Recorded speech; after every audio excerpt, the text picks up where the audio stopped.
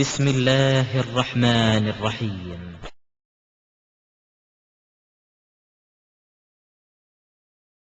அஸ்ஸலாமு அலைக்கும் வரஹ்மத்துல்லாஹி வபரகாத்துஹு. அன்புக்குரிய சகோதரர்களே, தமிழ்நாடு தௌஹீத் ஜமாத் சார்பாக சூனியம் குறித்த நிலைப்பாட்டில் நாம மிக தெளிவாக ஒரு விஷயத்தை நாம மக்கள் மத்தியில விளக்கி வருகின்றோம்.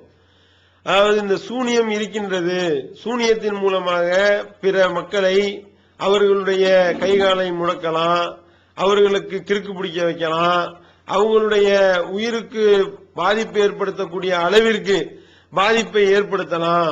எந்த வழியா? இந்த சூனியத்தின் வாயிலாக இங்க உட்கார்ந்து கொண்டு சில மந்திரங்களை சொல்லி சில வேலைகளை செய்வதன் மூலமாக எங்கேயோ இருக்கக்கூடிய ஒருவருடைய கைகாலை முடக்கலாம் என்று யார் நம்புகின்றாரோ அவர் அல்லாஹ்வுக்கு இணை கற்பிக்கக்கூடிய வேலையை செய்து வருகின்றார். அது அப்பட்டமான ஷிர்க் என்று நாம பிரச்சாரம் செய்து வருகின்றோம். இந்த வாதத்திற்கு பதில் சொல்ல வக்கில்லாதவர்கள், இந்த வாதங்களுக்கு பதிலளிக்க இயலாதவர்கள், திராணி இல்லாதவர்கள் என்ன செய்கின்றார்கள்? அதற்கு பதில் சொல்ல முடியாம அதுல சில குறுக்கு கேள்விகளை, எதிர்கேள்விகளை கேட்கக்கூடிய ஒரு நிலையை நாம பார்க்கின்றோம். அதாவது இதுதான் சரியான நிலைப்பாடு, நபிகள் நாயகம் ஸல்லல்லாஹு அலைஹி வஸல்லம் அவர்களுக்கு ஷிர்க் வைத்ததாக சொல்லப்படக்கூடியது மார்க்கத்தில் இல்லாதது, அவ்வாறு வரக்கூடிய ஹதீஸ்கள் அனைத்தும் குர்ஆனுக்கு முரண்படக்கூடிய செய்திகள், அதை ஏற்றுக்கொள்ளக்கூடாது என்ற நிலைப்பாடில் நாம் உறுதியாக இருக்கின்றோம். அல்லாஹ்வுடைய தூதரையே இந்த போன்று சூனியத்தை வைத்து அவங்களுக்கு 6 மாதங்கள் என்ன நடந்துச்சுன்றதே தெரியாத அளவிற்கு பாதிப்புக்குள்ளானார்கள். அவங்களுக்கே என்ன எந்த மனைவியிடத்துல போயிட்டு வந்தோன்னு தெரியாத அளவுக்கு குழப்பம் ஏற்பட்டு விட்டது அப்படின்னு சூனியத்தால அந்த அளவிற்கு பாதிப்புக்குள்ளானார்கள் யாரு நம்புறாங்களோ அப்படி நம்புபவர்களுக்கு அல்லாஹ் என்ன பதில் சொல்றான்? சூனியம் வைத்த ஒரு நபரையே பின்பற்றுகின்றீர்கள் என்று யாரு சொல்றானோ அநியாயக்காரன் தான் சொல்லுவான். அப்படி சொல்றாங்க அநியாயக்காரன் என்று அல்லாஹ் தன்னுடைய திருமறையில சொல்லி காட்டுகின்றான். அப்ப நபிகள் நாயகம் ஸல்லல்லாஹு அலைஹி வஸல்லம் அவர்களுக்கு சூனியம் வைத்ததாக எவன் சொல்றானோ அவன் அநியாயக்காரன் அல்லாஹ் குர்ஆன்ல சொல்லி காட்டுறான். ஆனால் இந்த அநியாயக்காரன் என்ன சொல்லி காட்டுகின்றார்கள்? நபிகள் நாயகம் ஸல்லல்லாஹு அலைஹி வஸல்லம் அவர்களுக்கு சூனியம் வைத்ததாக சொல்லி காட்டுகின்றார்கள். அப்படி சூனியம் இந்த நாளும் இன்றளவும் வைக்கலாம், அப்படி வச்சு அல்லாஹ்வுடைய நாட்டத்தை கொண்டு மனிதர்களுக்கு பாதிப்பை ஏற்படுத்தலாம் அப்படின்னு சொல்லி இந்த சிகிரை நம்பக்கூடிய கூட்டம் சொல்லிக் கொண்டிருக்கின்றது. இதை நாம அப்பட்டமான ஷிர்க்குன்னு மக்கள் மத்தியில பிரச்சாரம் பண்றோமா? நம்மளுடைய பிரச்சாரத்திற்கு பதிலளிக்க திராணி இல்லாத இந்த கூட்டம் என்ன பண்ணுது? சில குறுக்கு கேள்விகளை கேட்கின்றார்கள். என்ன கேள்வி? நம்ம என்ன சொன்னோம்? இது சிறுக்கு நம்ம சொல்லிட்டோமா? சொன்னோடனே அவங்க என்ன கேட்கிறாங்க? இருக்கு அப்படின்னு நம்புறது சிறுக்கு அப்படின்னா புகாரி இமாம் முஸ்ரிக்கா, முஸ்லிம் இமாம் இருக்காரு அவர் முஸ்ரிக்கா? அப்ப இதுக்கு முன்னாடி அதெல்லாம் நம்புனாங்களே, அதை நம்பி அந்த ஹதீஸ்கள் எல்லாம் பதிவு பண்ணாங்களே, அந்த ஹதீஸ்களை அறிவிச்சாங்களே, அவங்க எல்லாம் முஸ்ரிக் ஆயிட்டாங்களா?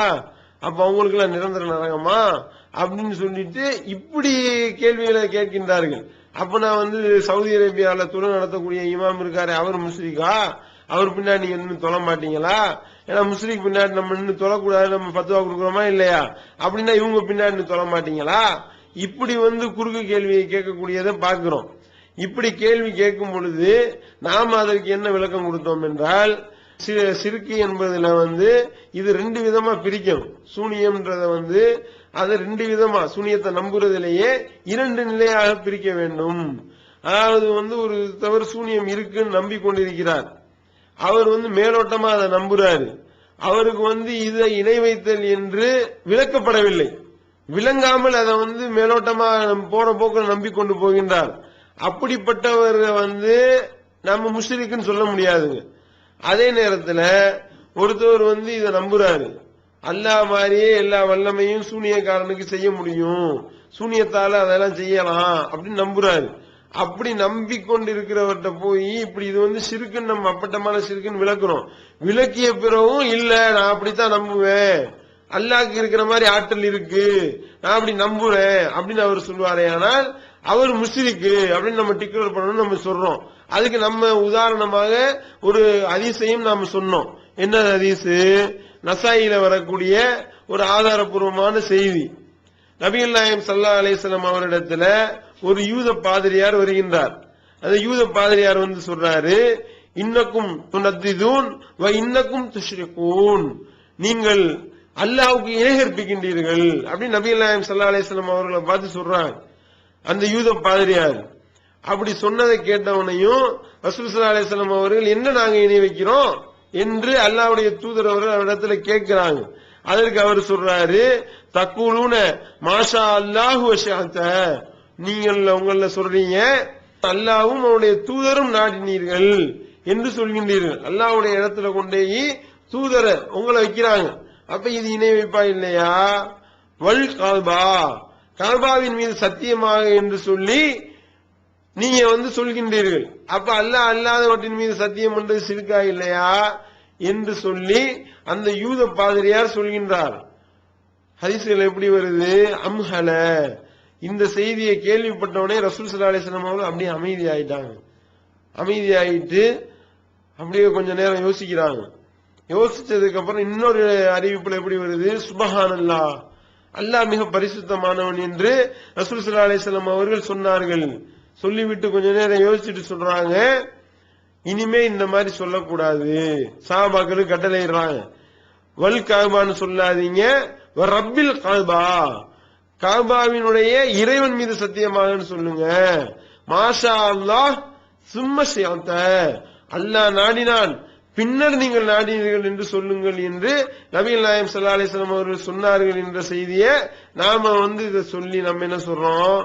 இந்த ஹதீஸ்ல ரசூல் ஸல்லல்லாஹு அலைஹி வஸல்லம் அவர்களும் அவர்களோடு இருந்த தோழர்களும் ஒரு வாசகத்தை சொல்லிக் கொண்டிருக்கிறார்கள். அதை ரசூல் ஸல்லல்லாஹு அலைஹி வஸல்லம் அவர்கள் அங்கீகரித்துக் கொண்டிருக்கிறார்கள். அங்கீகரித்துக் கொண்டிருக்கிற நிலையில இது இணை ஏற்பிக்கக்கூடிய ஒரு வேலையா இருக்கு. இது தெரியல. இத ஒரு யூத பாதிரியார் சுட்டி காட்டுகிறார். இந்த மாதிரி நீங்க அல்லாஹ்க்கு இணை கற்பிக்கின்றீர்கள் என்று அவர் சுட்டி காட்டுகிறார். சுட்டி காட்டினோடனே ரசூல் ஸல்லல்லாஹு அலைஹி வஸல்லம் அவர்கள் அதை திருத்துகின்றார்கள். அப்படின்னா அப்ப இந்த ஷிர்கிலே நுட்பமான விஷயம் என்று ஒன்று அடங்கி இருக்கிறது. இது அவர் ரசூல் ஸல்லல்லாஹு அலைஹி வஸல்லம் அவர்களுக்கும் அந்த தோழர்களுக்கும் இந்த நுட்பமான விஷயத்தை அவர்கள் கவனிக்க தவறி இருக்கின்றார்கள். அது அல்லாஹ் அந்த யூத பாதிரியார் மூலமா அல்லாஹ் அதை சரி செய்கின்றான்.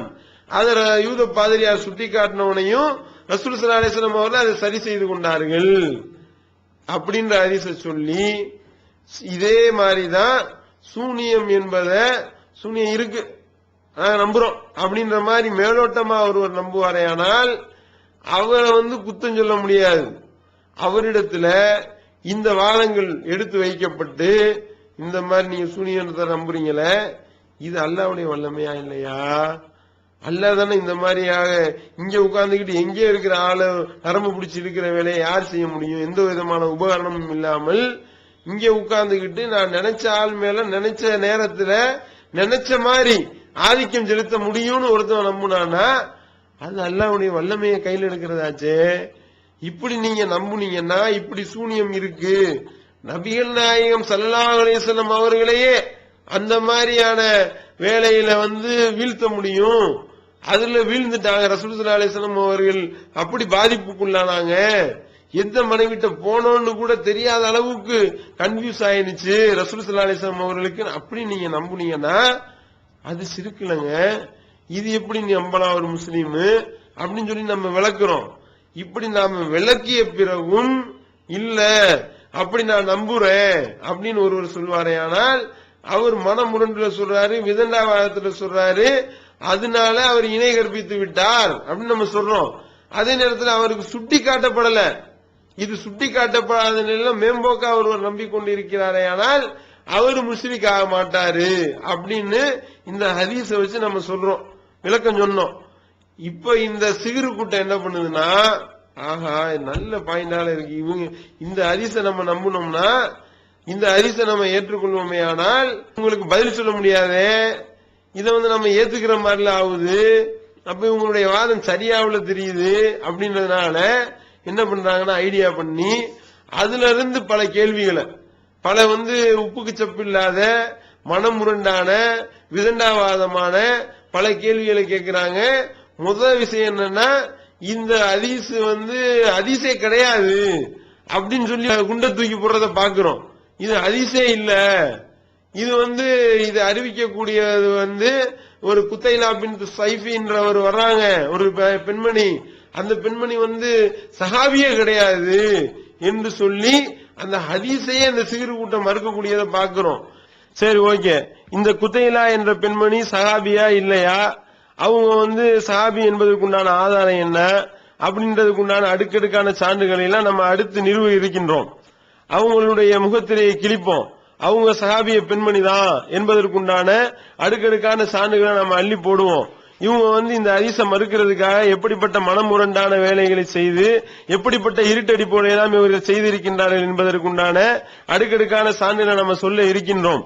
சரி, இப்போ ஒரு வாதத்திற்கு, சரி குத்தைலா என்ற பெண்மணி சஹாபிய பெண்மணி கிடையாது, சரி ஓகே அப்படின்னு வச்சுக்கிறோம், நம்ம ஒரு பேச்சுக்கு வச்சுக்கிறோம், வைத்துக்கொண்டு இப்ப நீங்க மறுக்கிறீங்களே, நீங்க என்ன சொல்ல வர்றீங்க அப்படின்னு சொல்லி அந்த சிகிரு கூட்டத்திட்ட கேட்டா அவர்கள் என்ன சொல்கின்றார்கள், இது குத்தைலா பின் சைஃபின்ற பெண்மணி வழியா வரக்கூடிய செய்தி எல்லாம் பலவீனம், அவங்க மஜூல் ஹாலு, அவங்க அறியப்படாத ஒரு ஆளு, அதனால அவங்களுடைய அந்த செய்தியை ஏற்றுக்கொள்ள கூடாது, அது ஹதீஸே கிடையாது, ரசூல் ஸல்லல்லாஹு அலைஹி வஸல்லம் அதை சொல்லல என்று சொல்லிவிட்டு என்ன சொல்றாங்கன்னா, ஹுதைபா என்ற அந்த சஹாபி வழியா அறிவிக்கப்படக்கூடிய செய்திகள் ஆதாரபூர்வமான செய்தி, அதுல வரக்கூடிய ராவிகள் வரிசை சரியாக இருக்கின்றது, அவர் சொன்ன செய்தியை நாம ஏற்றுக்கொள்ளலாம், அந்த செய்தியில என்ன வருதுன்னு பாருங்க என்று சொல்லி நம்ம ஒரு பெரிய பாயிண்ட் கண்டுபிடிச்ச மாதிரி இந்த சிகிரு கூட்டம் சில செய்திகளை சொல்லுகின்றது. என்ன செய்தி சொல்றாங்க, ஹுதைபா அவர்கள் அறிவிக்கக்கூடிய செய்தி அது ஆதாரபூர்வமான செய்தியா, சரி ஓகே, அதுல என்ன சொல்லப்பட்டிருக்கு, ஹுதைபா அவர்கள் அறிவிக்கக்கூடிய செய்தி அகமதுல பதிவு செய்யப்பட்டிருக்கின்றது. முஸ்லிம்கள் வேதக்காரர்களை கனவுல காண்றாங்க, அவங்க வேதக்காரர்கள் முஸ்லிம்களிடத்துல சில செய்தியை சொல்கின்றார்கள். என்ன சொல்றாங்க, முஸ்லிம்கள் முதல்ல வேதக்காரர்கிட்ட சொல்றாங்க, கிறிஸ்தவர்களும் வருகின்றார்கள் யூதர்களும் வருகின்றார்கள், ரெண்டு விதமாக வருகின்றது.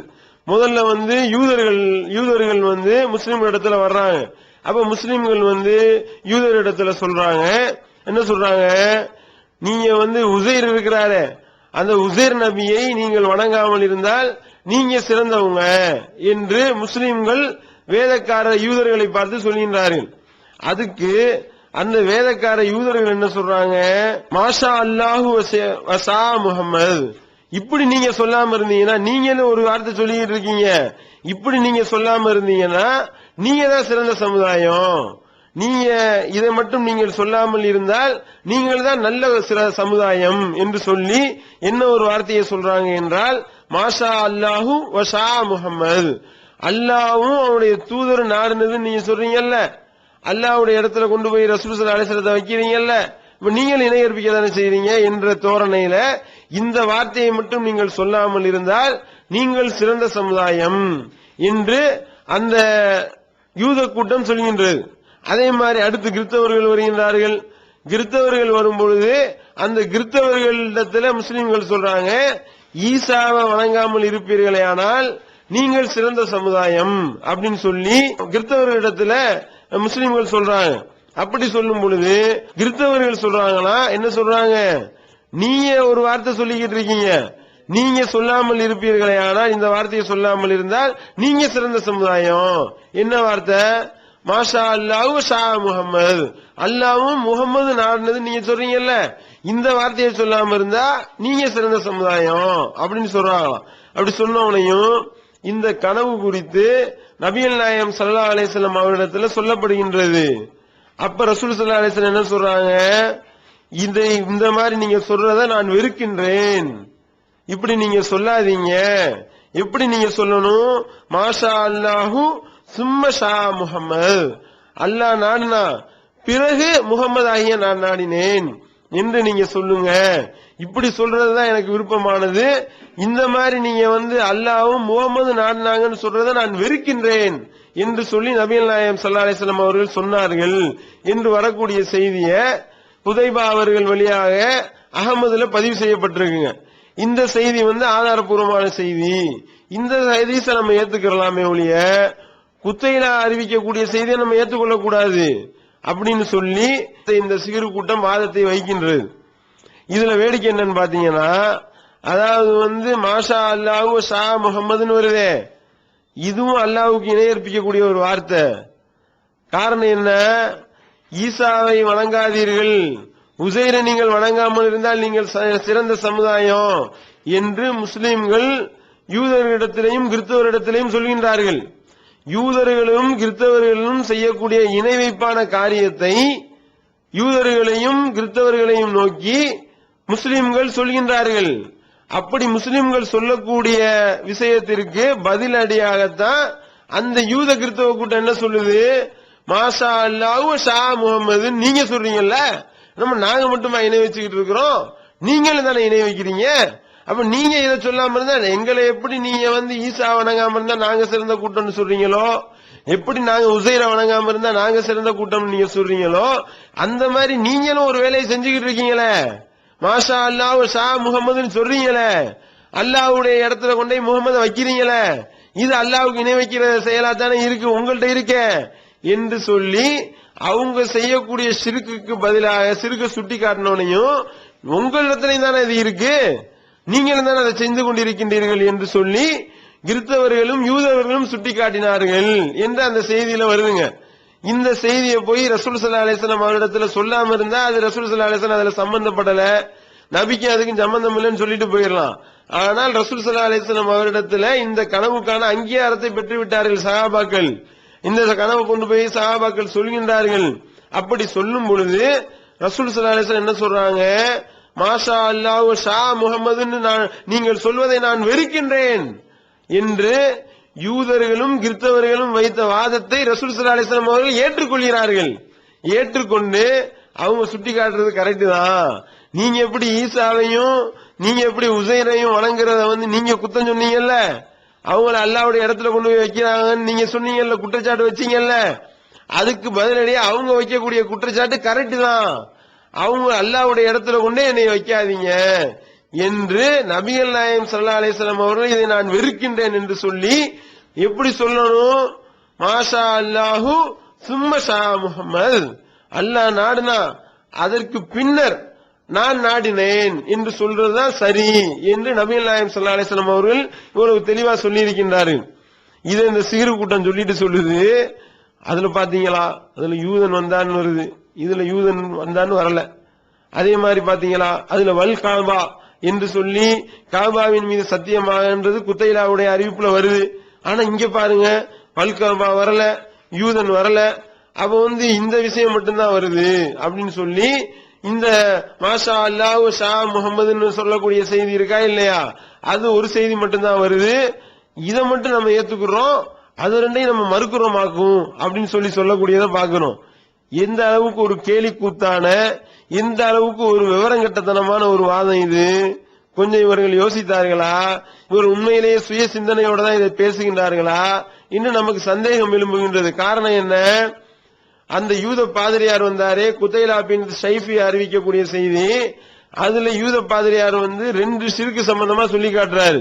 என்ன சொல்லி காட்டுறாரு, இன்னக்கும் துனத்திதூன் இன்னக்கும் துஷ்ரிகூன், நீங்க அல்லாஹ்வுக்கு இணை கற்பிக்கிறீங்க, அல்லாஹ்வுக்கு நிகரா நீங்க ஆக்கிக்கிட்டு இருக்கீங்க அப்படின்னு சொல்லிவிட்டு என்ன சொல்றீங்க, அல்லாஹ்வின் மீது சத்தியமான்னு சொல்றதுக்கு பதில கஅபாவின் மீது சத்தியமான்னு சொல்லி ஒரு ஷிர்க் வைக்கிறீங்க. அது ஒண்ணு. அதுக்கடுத்து என்ன, மாஷா அல்லாஹு வஷிஅத, அல்லாஹ் நாடினா அல்லாஹ்வும் உன்னுடைய தூதரும் நாடினார்கள் நீங்களும் நாடினீர்கள் சொல்றீங்க, ரெண்டு சிறுக்கு செய்றீங்களாக்கும் என்று சொல்லி அந்த யூத பாதிரியார் குற்றச்சாட்டு வைக்கிறாருங்க. அதை ரசூல் ஸல்லல்லாஹு அலைஹி வஸல்லம் அவர்கள் கேட்டுவிட்டு ஆச்சரியப்பட்டு அமைதியாக இருந்துவிட்டு சுப்ஹானல்லாஹ் அல்லாஹ் மிக பரிசுத்தமானவன் என்று சொல்லிவிட்டு அப்புறம் யோசிச்சுட்டு இனிமே இப்படி சொல்லாதீங்க, வல் காபான்னு சொல்லாதீங்க, வர் ரப்பில் காபான்னு சொல்லுங்க. அதே மாதிரி மாஷா அல்லாஹு சும்ம ஷிஅத, அல்லாஹ் நாடுனா பிறகு நீங்க நாடுனீங்கன்னு சொல்லுங்க என்று சொல்லி அந்த இரண்டு ஷிர்கையும் நீங்க இனிமே பண்ண வேணாம், இனிமே இந்த மாதிரி மாத்தி சொல்லுங்க என்று நபிகள் நாயகம் ஸல்லல்லாஹு அலைஹி வஸல்லம் அவர்கள் சொன்னார்கள்னு அந்த ஹதீஸ்ல வருதுங்க. இதுல அந்த யூத பாதிரியார் வைக்கக்கூடிய குற்றச்சாட்டு என்ன, ரெண்டு சிறுக்கு செய்றீங்கன்னு சொல்லி குற்றச்சாட்டு வைக்கிறாரு. இந்த சிகிறு கூட்டம் இருக்குல்ல, இந்த சிகிரை ஏற்றுக்கொண்டு சிறுக்கு வைக்கக்கூடிய இந்த சிறுக்கு கூட்டம் என்ன பண்ணுது, இந்த ரெண்டு விஷயத்துல ஒன்ன மட்டும் கழிச்சிருவாங்களாம்.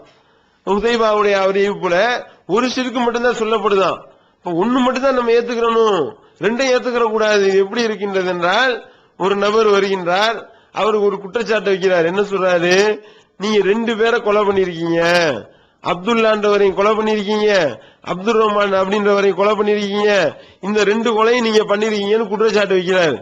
அப்ப அவர் என்ன செய்யறாரு, ஆஹா 2 கொலை பண்ணிருக்கோமா, அப்ப 2 கொலை பண்ணதுக்கு பிரயாச்சித்தம் தேடுவோம் என்று சொல்லி செய்த 2 கொலையையும் ஏற்றுக்கொள்கின்றார். இப்படி ஒரு செய்தி இருக்குன்னு வச்சுக்கிறீங்க. இது ஒரு செய்தி.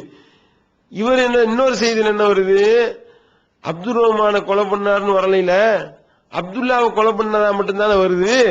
அப்படின்னும் பொழுது பாத்தீங்களா, அவங்க அந்த ஹதீஸ்ல அந்த செய்தியில 2 கொலைன்னு சொல்லப்பட்டிருக்கு, இங்க வந்து 1 கொலைன்னு தானே சொல்லப்பட்டிருக்கு.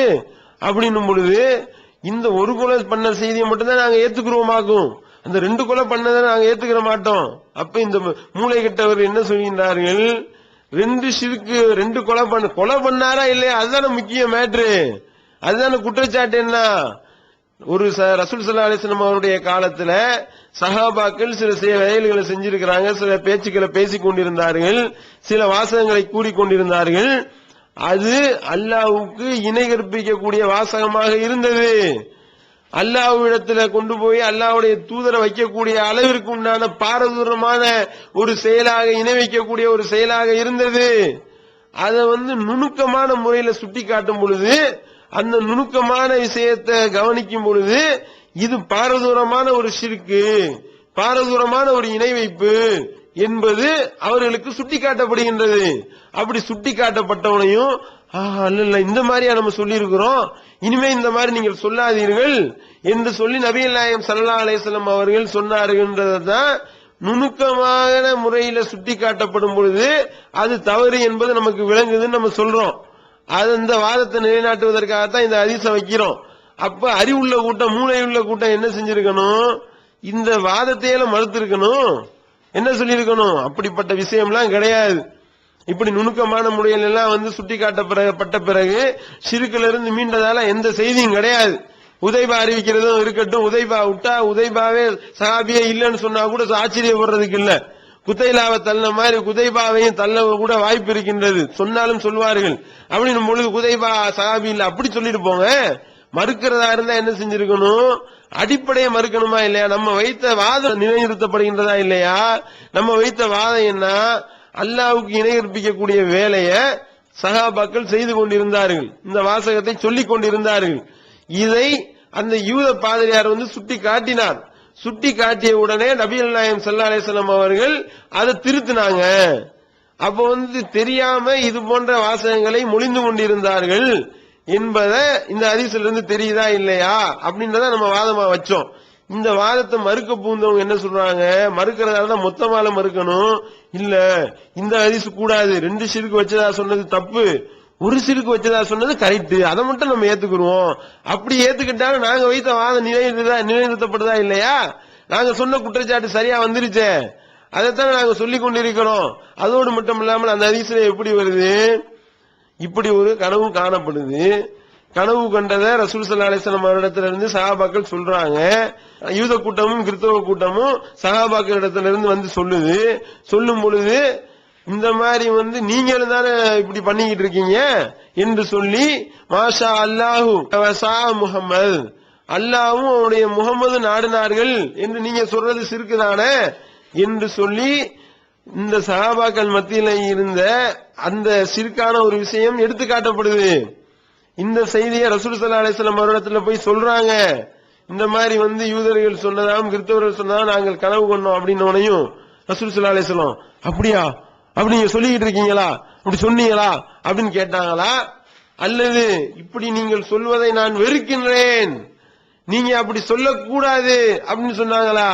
அப்பனா இந்த ஹதீஸ்ல இருந்து என்ன தெரியுது, ரசூல் ஸல்லல்லாஹு அலைஹி வஸல்லம் அவருடைய நடவடிக்கையிலிருந்து என்ன விளங்குது, அப்ப சஹாபாக்களிடத்துல அந்த ஒரு வாசகம் சொல்லப்பட்டு கொண்டிருந்தது, அது நபிகள் நாயகம் ஸல்லல்லாஹு அலைஹி வஸல்லம் அவர்களுக்கும் தெரிந்திருந்தது.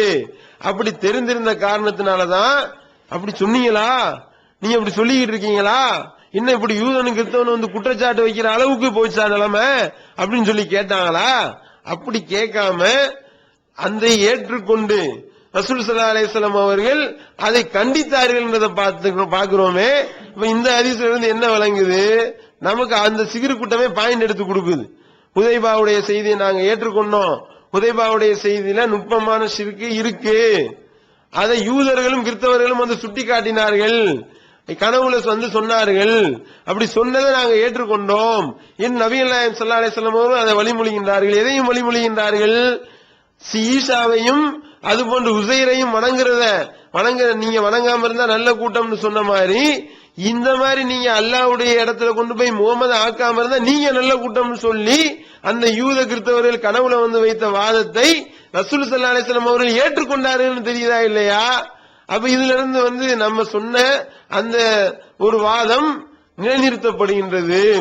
நமக்கு இந்த சீரு கூட்டமே பாயிண்ட் எடுத்து கொடுக்குது அப்படின்றத இந்த ஹுதைபாவினுடைய அகமது நூலில் பதிவு செய்யப்பட்டுள்ள அறிவிப்பின் வாயிலாக நாம விளங்கிக் கொள்கின்றோம். அடுத்து நீங்க பாத்தீங்கன்னா இதே ஹுதைபா அறிவிக்கக்கூடிய இன்னொரு ஒரு செய்தி, அது இதுல இடம்பெறுகின்றது. அபுதாவுத் அகமதுல அறிவிக்கக்கூடிய செய்தி. அந்த செய்தியை பாத்தீங்கன்னா ரசூல் ஸல்லல்லாஹு அலைஹி வஸல்லம் அவர்கள் மொட்டையா சொல்றாங்க, நீங்கள் மாஷா அல்லாஹு வ ஸா ஃபுலான் அப்படின்னு சொல்லாதீங்க. அல்லாஹ்வும் தூதரும் தான் எல்லாத்துக்கும் அப்படின்ற மாதிரி நீங்க சொல்லாதீங்க. நீங்க சொல்றதா இருந்தா மாஷா அல்லாஹு சும்ம ஸா ஃபுலான் அப்படின்னு நீங்க சொல்லுங்க என்று ரசூல் ஸல்லல்லாஹு அலைஹி வஸல்லம் அவர்கள் சொன்னார்கள் என்ற செய்தி அபுதாவுத் அகமது ஆகிய நூல்கள்ல ஹுதைபா அவர்கள் அறிவிக்கக்கூடிய செய்தியா பதிவு செய்யப்பட்டிருக்குங்க. இதுலயும் அதுதான் என்ன, இதுல வந்து மேல உள்ள வர்ணனைகள் கூடுதலான உள்ள வர்ணனைகள்லாம் வரல.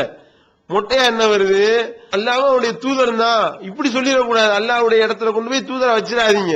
வைக்காம என்ன சொல்லுங்க, அல்லாஹ்வுக்கு அடுத்தபடியா அல்லாஹ்வுடைய தூதர் இப்படின்னு சொல்லுங்க. இதுலயும் நம்ம சொல்லக்கூடிய கான்செப்ட் வருதா இல்லையா?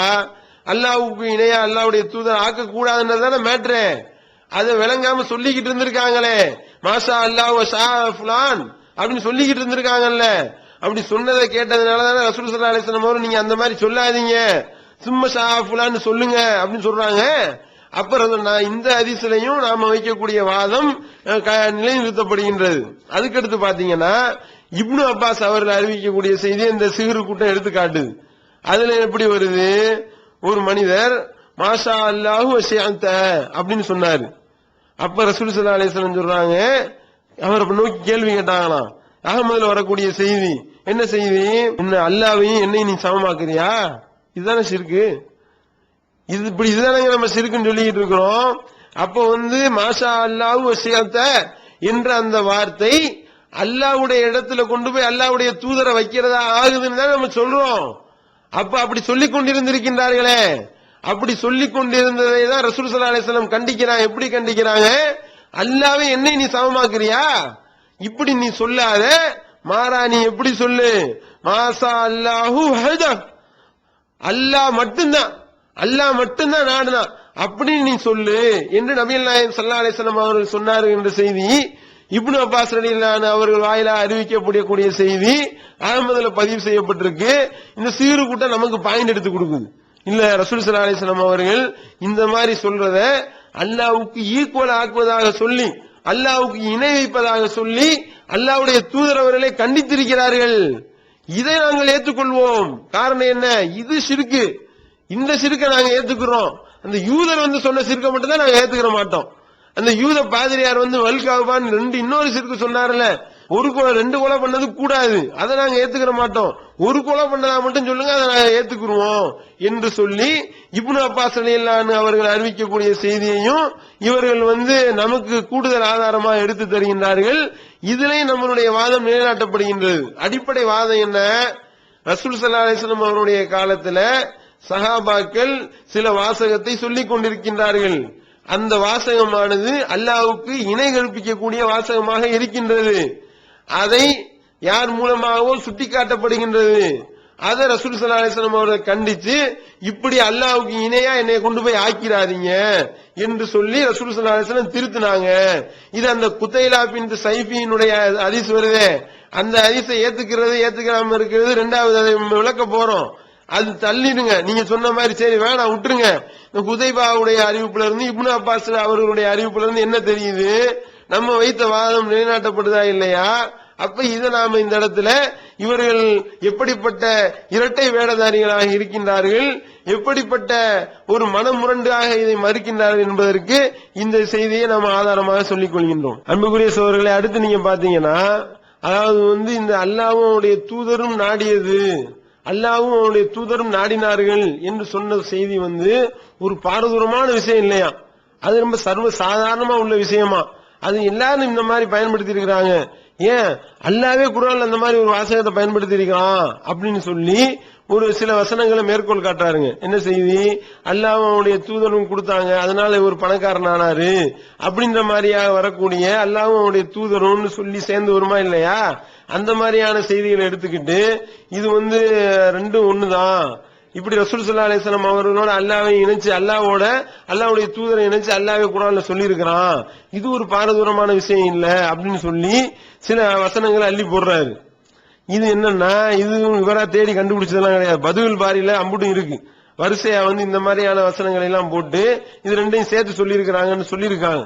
ஆனால் அதே பதுவில் பாரியிலேயே அதுக்கு கீழே இது அல்லாஹ்வும் அவருடைய தூதரும் நாடியது என்று வர்றது ஒரு பாரதூரமான விஷயம். ஏன்னா இது நம்ம உலகத்திலேயே நம்ம சொல்லுவோமா இல்லையா? இவர் கொடுத்தாரு, இவர் கொடுத்ததுனாலதான் நான் கடை வச்சேன், இவர் பணம் கொடுத்ததுனாலதான் நான் கடன் அடைச்சேன், இவர்னாலதான் நான் செல்வந்தனான, இவருடைய கம்பெனில வேலை பார்க்கறதுனாலதான் எனக்கு செல்வம் கிடைச்சிச்சு, இப்படி சொல்றது ஒரு பெரிய மேட்ரு கிடையாது. இது சர்வசாதாரணமா எல்லாம் பயன்படுத்துற மேட்ரு. ஆனால் இவர் நாடுனதுனாலதான் நான் பணக்காரனானு சொல்ல முடியுமா? இவர் நாடுனதுனாலதான் எனக்கு நோய் போச்சுன்னு சொல்ல முடியுமா? இந்த டாக்டர் எனக்கு ஊசி போட்டாரு அதனாலதான் எனக்கு நோய் போச்சுன்னு சொன்னா பிரச்சனை இல்ல. இந்த டாக்டர் நாடியதால்தான், இந்த டாக்டரும் அல்லாஹ்வும் நாடினார்கள் அதனாலதான் எனக்கு நோய் போச்சுன்னு சொல்ல முடியுமா? இந்த டாக்டரும் இவரும் நாடியதுனாலதான் எனக்கு நோய் சரியானதுன்னு சொன்னா பாரதூரமான விஷயமாச்சு. அல்லாஹ்வுடைய இடத்துல கொண்டு போய் வைக்கிறீங்க. அல்லாஹ்வும் இன்னாரும் நாடியதுனாலதான் நான் பணக்காரனானேன் அப்படின்னு சொன்னா இது அல்லாஹ்வுக்கு இணையாகிறதா இல்லையாங்க? அப்ப என்னன்னா எந்த அளவுக்கு மூளை மலங்கி போயிருக்குன்னு பாருங்க. அல்லாஹ்வுடைய இடத்துல கொண்டு போய் அல்லாஹ்வுடைய வல்லமையை கொண்டு போய் மனிதனுக்கு கொடுக்கறதும் உலக நடைமுறையில பேசக்கூடிய ஒரு வார்த்தையும் ரெண்டும் ஒன்னா? அப்போ அல்லாஹ் நாடுவது என்பது வேற, அது தனி டாபிக், அது அல்லாஹ்வுடைய வல்லமையில உள்ளது. இது உலகத்துல எல்லாரும் கொடுக்கிறது. அல்லாஹ்வும் அவருடைய தூதர் நாடினாங்கன்னு சொல்லி வருதா இல்லையா? இது அல்லாஹ்வுடைய இடத்துல கொண்டு போய் அல்லாஹ்வுடைய தூதரை வைக்கக்கூடிய பச்சையான ஷிர்க்குன்னு நம்ம சொல்லிட்டு இருக்கிறோம். அதாவது முதல்ல இந்த நாடுனதுன்னா என்ன, நாடுறதுன்னா இதனுடைய விளக்கத்தை முதல்ல விளங்கிக்கிறோனுங்க நம்ம. அதாவது ஒரு செயலை செய்வதற்கு முன்னாடி இவர் நாடினார், இவரும் அல்லாஹ்வும் நாடினார்கள் என்றால் அது இல்முல் கைபுல உள்ளது, மறைவான விஷயம். அல்லாஹ் நாம ஒரு வேலையை செய்ய போறோம், அந்த வேலையை நம்ம செய்யறதுக்கு முன்னாடி அல்லாஹ் நாடிடுவான். அல்லாஹ் நாடினாலே தவிர நீங்க நாடுறது கிடையாதுன்னு அல்லாஹ் சொல்றானா இல்லையா? அப்ப என்னன்னா அல்லாஹ் முதல்ல நாடிடுறான், அல்லாஹ் இன்னதான் நடக்கணும்னு முடிவெடுத்துறான். அப்படின்னும் பொழுது அந்த இடத்துல கொண்டு போய் அல்லாஹ்வுடைய தூதரை வச்சா அப்ப அல்லாஹ்வோட சேர்த்து அவரும் நாடினாரு அப்படின்னு ஆகுதா இல்லையாங்க? அப்ப இதுதான் அப்பட்டமான ஷிர்க்கு. அல்லாஹ்வுடைய இடத்துல கொண்டு போய் அல்லாஹ்வுடைய தூதர் அல்லாஹ் நாடின மாதிரி முன்னாடியே நாடிட்டாங்க. அல்லாஹ் முன்னாடி எல்லா விஷயத்தையும் விளங்கி வச்சிருக்கிற மாதிரி இவங்க விளங்கி வைத்திருக்கிறார்கள். இவங்க நாடியதுனால தான் அல்லாஹ் நாடின மாதிரி நடக்கிற மாதிரி இவங்க நாடினதுனாலதான் நடந்துச்சுன்றதும் இந்த உலகத்துல நீங்க இப்ப ஒருத்தவர் நமக்கு ஒரு உதவி செய்யறாருன்னு வைங்க, ஒரு பணக்காரர் ஆகிறதுக்கு ஒரு ஹெல்ப் பண்ணாரு, இவர் பணம் கொடுத்ததுனால தான் பணக்காரன் செஞ்சு முடிஞ்சாச்சு. நம்ம பணக்காரன் ஆனதுக்கு உண்டான எப்படி பணக்காரனோ இவர் பணத்தை கொடுத்தாரு கண்கூடா பாக்குறோம், இவர்னாலதான் நோய் குணமாச்சுன்னு சொல்றோம். ஒரு டாக்டர் ஊசி எடுத்து ஊசி குத்திருப்பாரு, ஊசி குத்துனதுனால காய்ச்ச போயிருக்கும், அதனால எனக்கு நோய் போச்சுன்னு சொல்றோம். இதுவும் நாடுறதும் ஒன்னா, இதுவும் நாடுறதும் எப்படி ஒன்னாகும்? நாடுவது என்பது அல்லாஹ்வுடைய வல்லமையில உள்ளது. அல்லாஹ் மாதிரி நம்ம முன்னாடியே நாட முடியுமா? கொடுத்து ஹெல்ப் பண்ணலாம், ஊசி போட்டு மாத்திரை கொடுத்து சரி பண்ணலாம். அது சரி பண்றது கண்ணால பாப்பாரு, கண்ணால நம்ம தெரியுது, நடந்து முடிஞ்ச ஒரு விஷயம். நாடுறது எப்படி தெரியும்? இவர் நாடுற அல்லாஹ் நாடின மாதிரி இவர் நாடினதுனாலதான் இது நடந்துச்சுன்னு சொன்னா அது அல்லாஹ்வுடைய இடத்துல கொண்டு போய் அல்லாஹ்வுடைய தூதரை வைக்கிறதா இல்லையா? இவ்வளவு ஒரு பாரதூரமான ஒரு விஷயத்தை கூட எந்த அளவிற்கு ஒரு சர்வ சாதாரணமா, இதெல்லாம் சர்வசாதாரணமா உள்ள ஒரு விஷயங்க என்று சொல்லக்கூடியதை பார்க்கிறோம். அதாவது இந்த நாடக்கூடிய விஷயம் என்பது இருக்கா இல்லையா? அந்த நாடக்கூடிய விஷயத்துல என்ன வருதுன்னா, நான் பணக்காரன் ஆகணுமா இல்லையா என்பதை இவர் முன்கூட்டியே முடிவெடுக்கிறார். எப்படி முடிவெடுக்கிறார்? அல்லாஹ் முடிவெடுக்கிற மாதிரி முடிவெடுக்கின்றார் என்று ஆகுது. இந்த மசியத்துன்னு சொல்லி அதை தனியாவே விலக்கி இருக்கின்றார்கள். நாடுவது என்பது அல்லாஹ்வுடைய வல்லமையை கொண்டு போய் இந்த மனிதனுக்கு கொடுக்கறதாவதா இல்லையா? நான் பணக்காரன் ஆவனா இல்லையா, எனக்கு நோய் போகணுமா இல்லையா என்பதை முன்கூட்டியே முடிவெடுத்து எதிர்காலத்துல என்ன நடக்கும், எனக்கு என்ன நடக்க போகுதுன்றத இவர் முன்னாடியே தீர்மானிக்கிறாரு. அப்படி தீர்மானிக்கிறது அல்லாஹ்வுடைய வல்லமையை கொண்டு போய் அவருக்கு கொடுக்கறதா இல்லையாங்க? அப்ப இதுதான் அப்பட்டமான ஷிர்க்கு, இதுதான் அல்லாஹ்வுடைய இடத்துல கொண்டு போய் அவரை வைக்கிறது.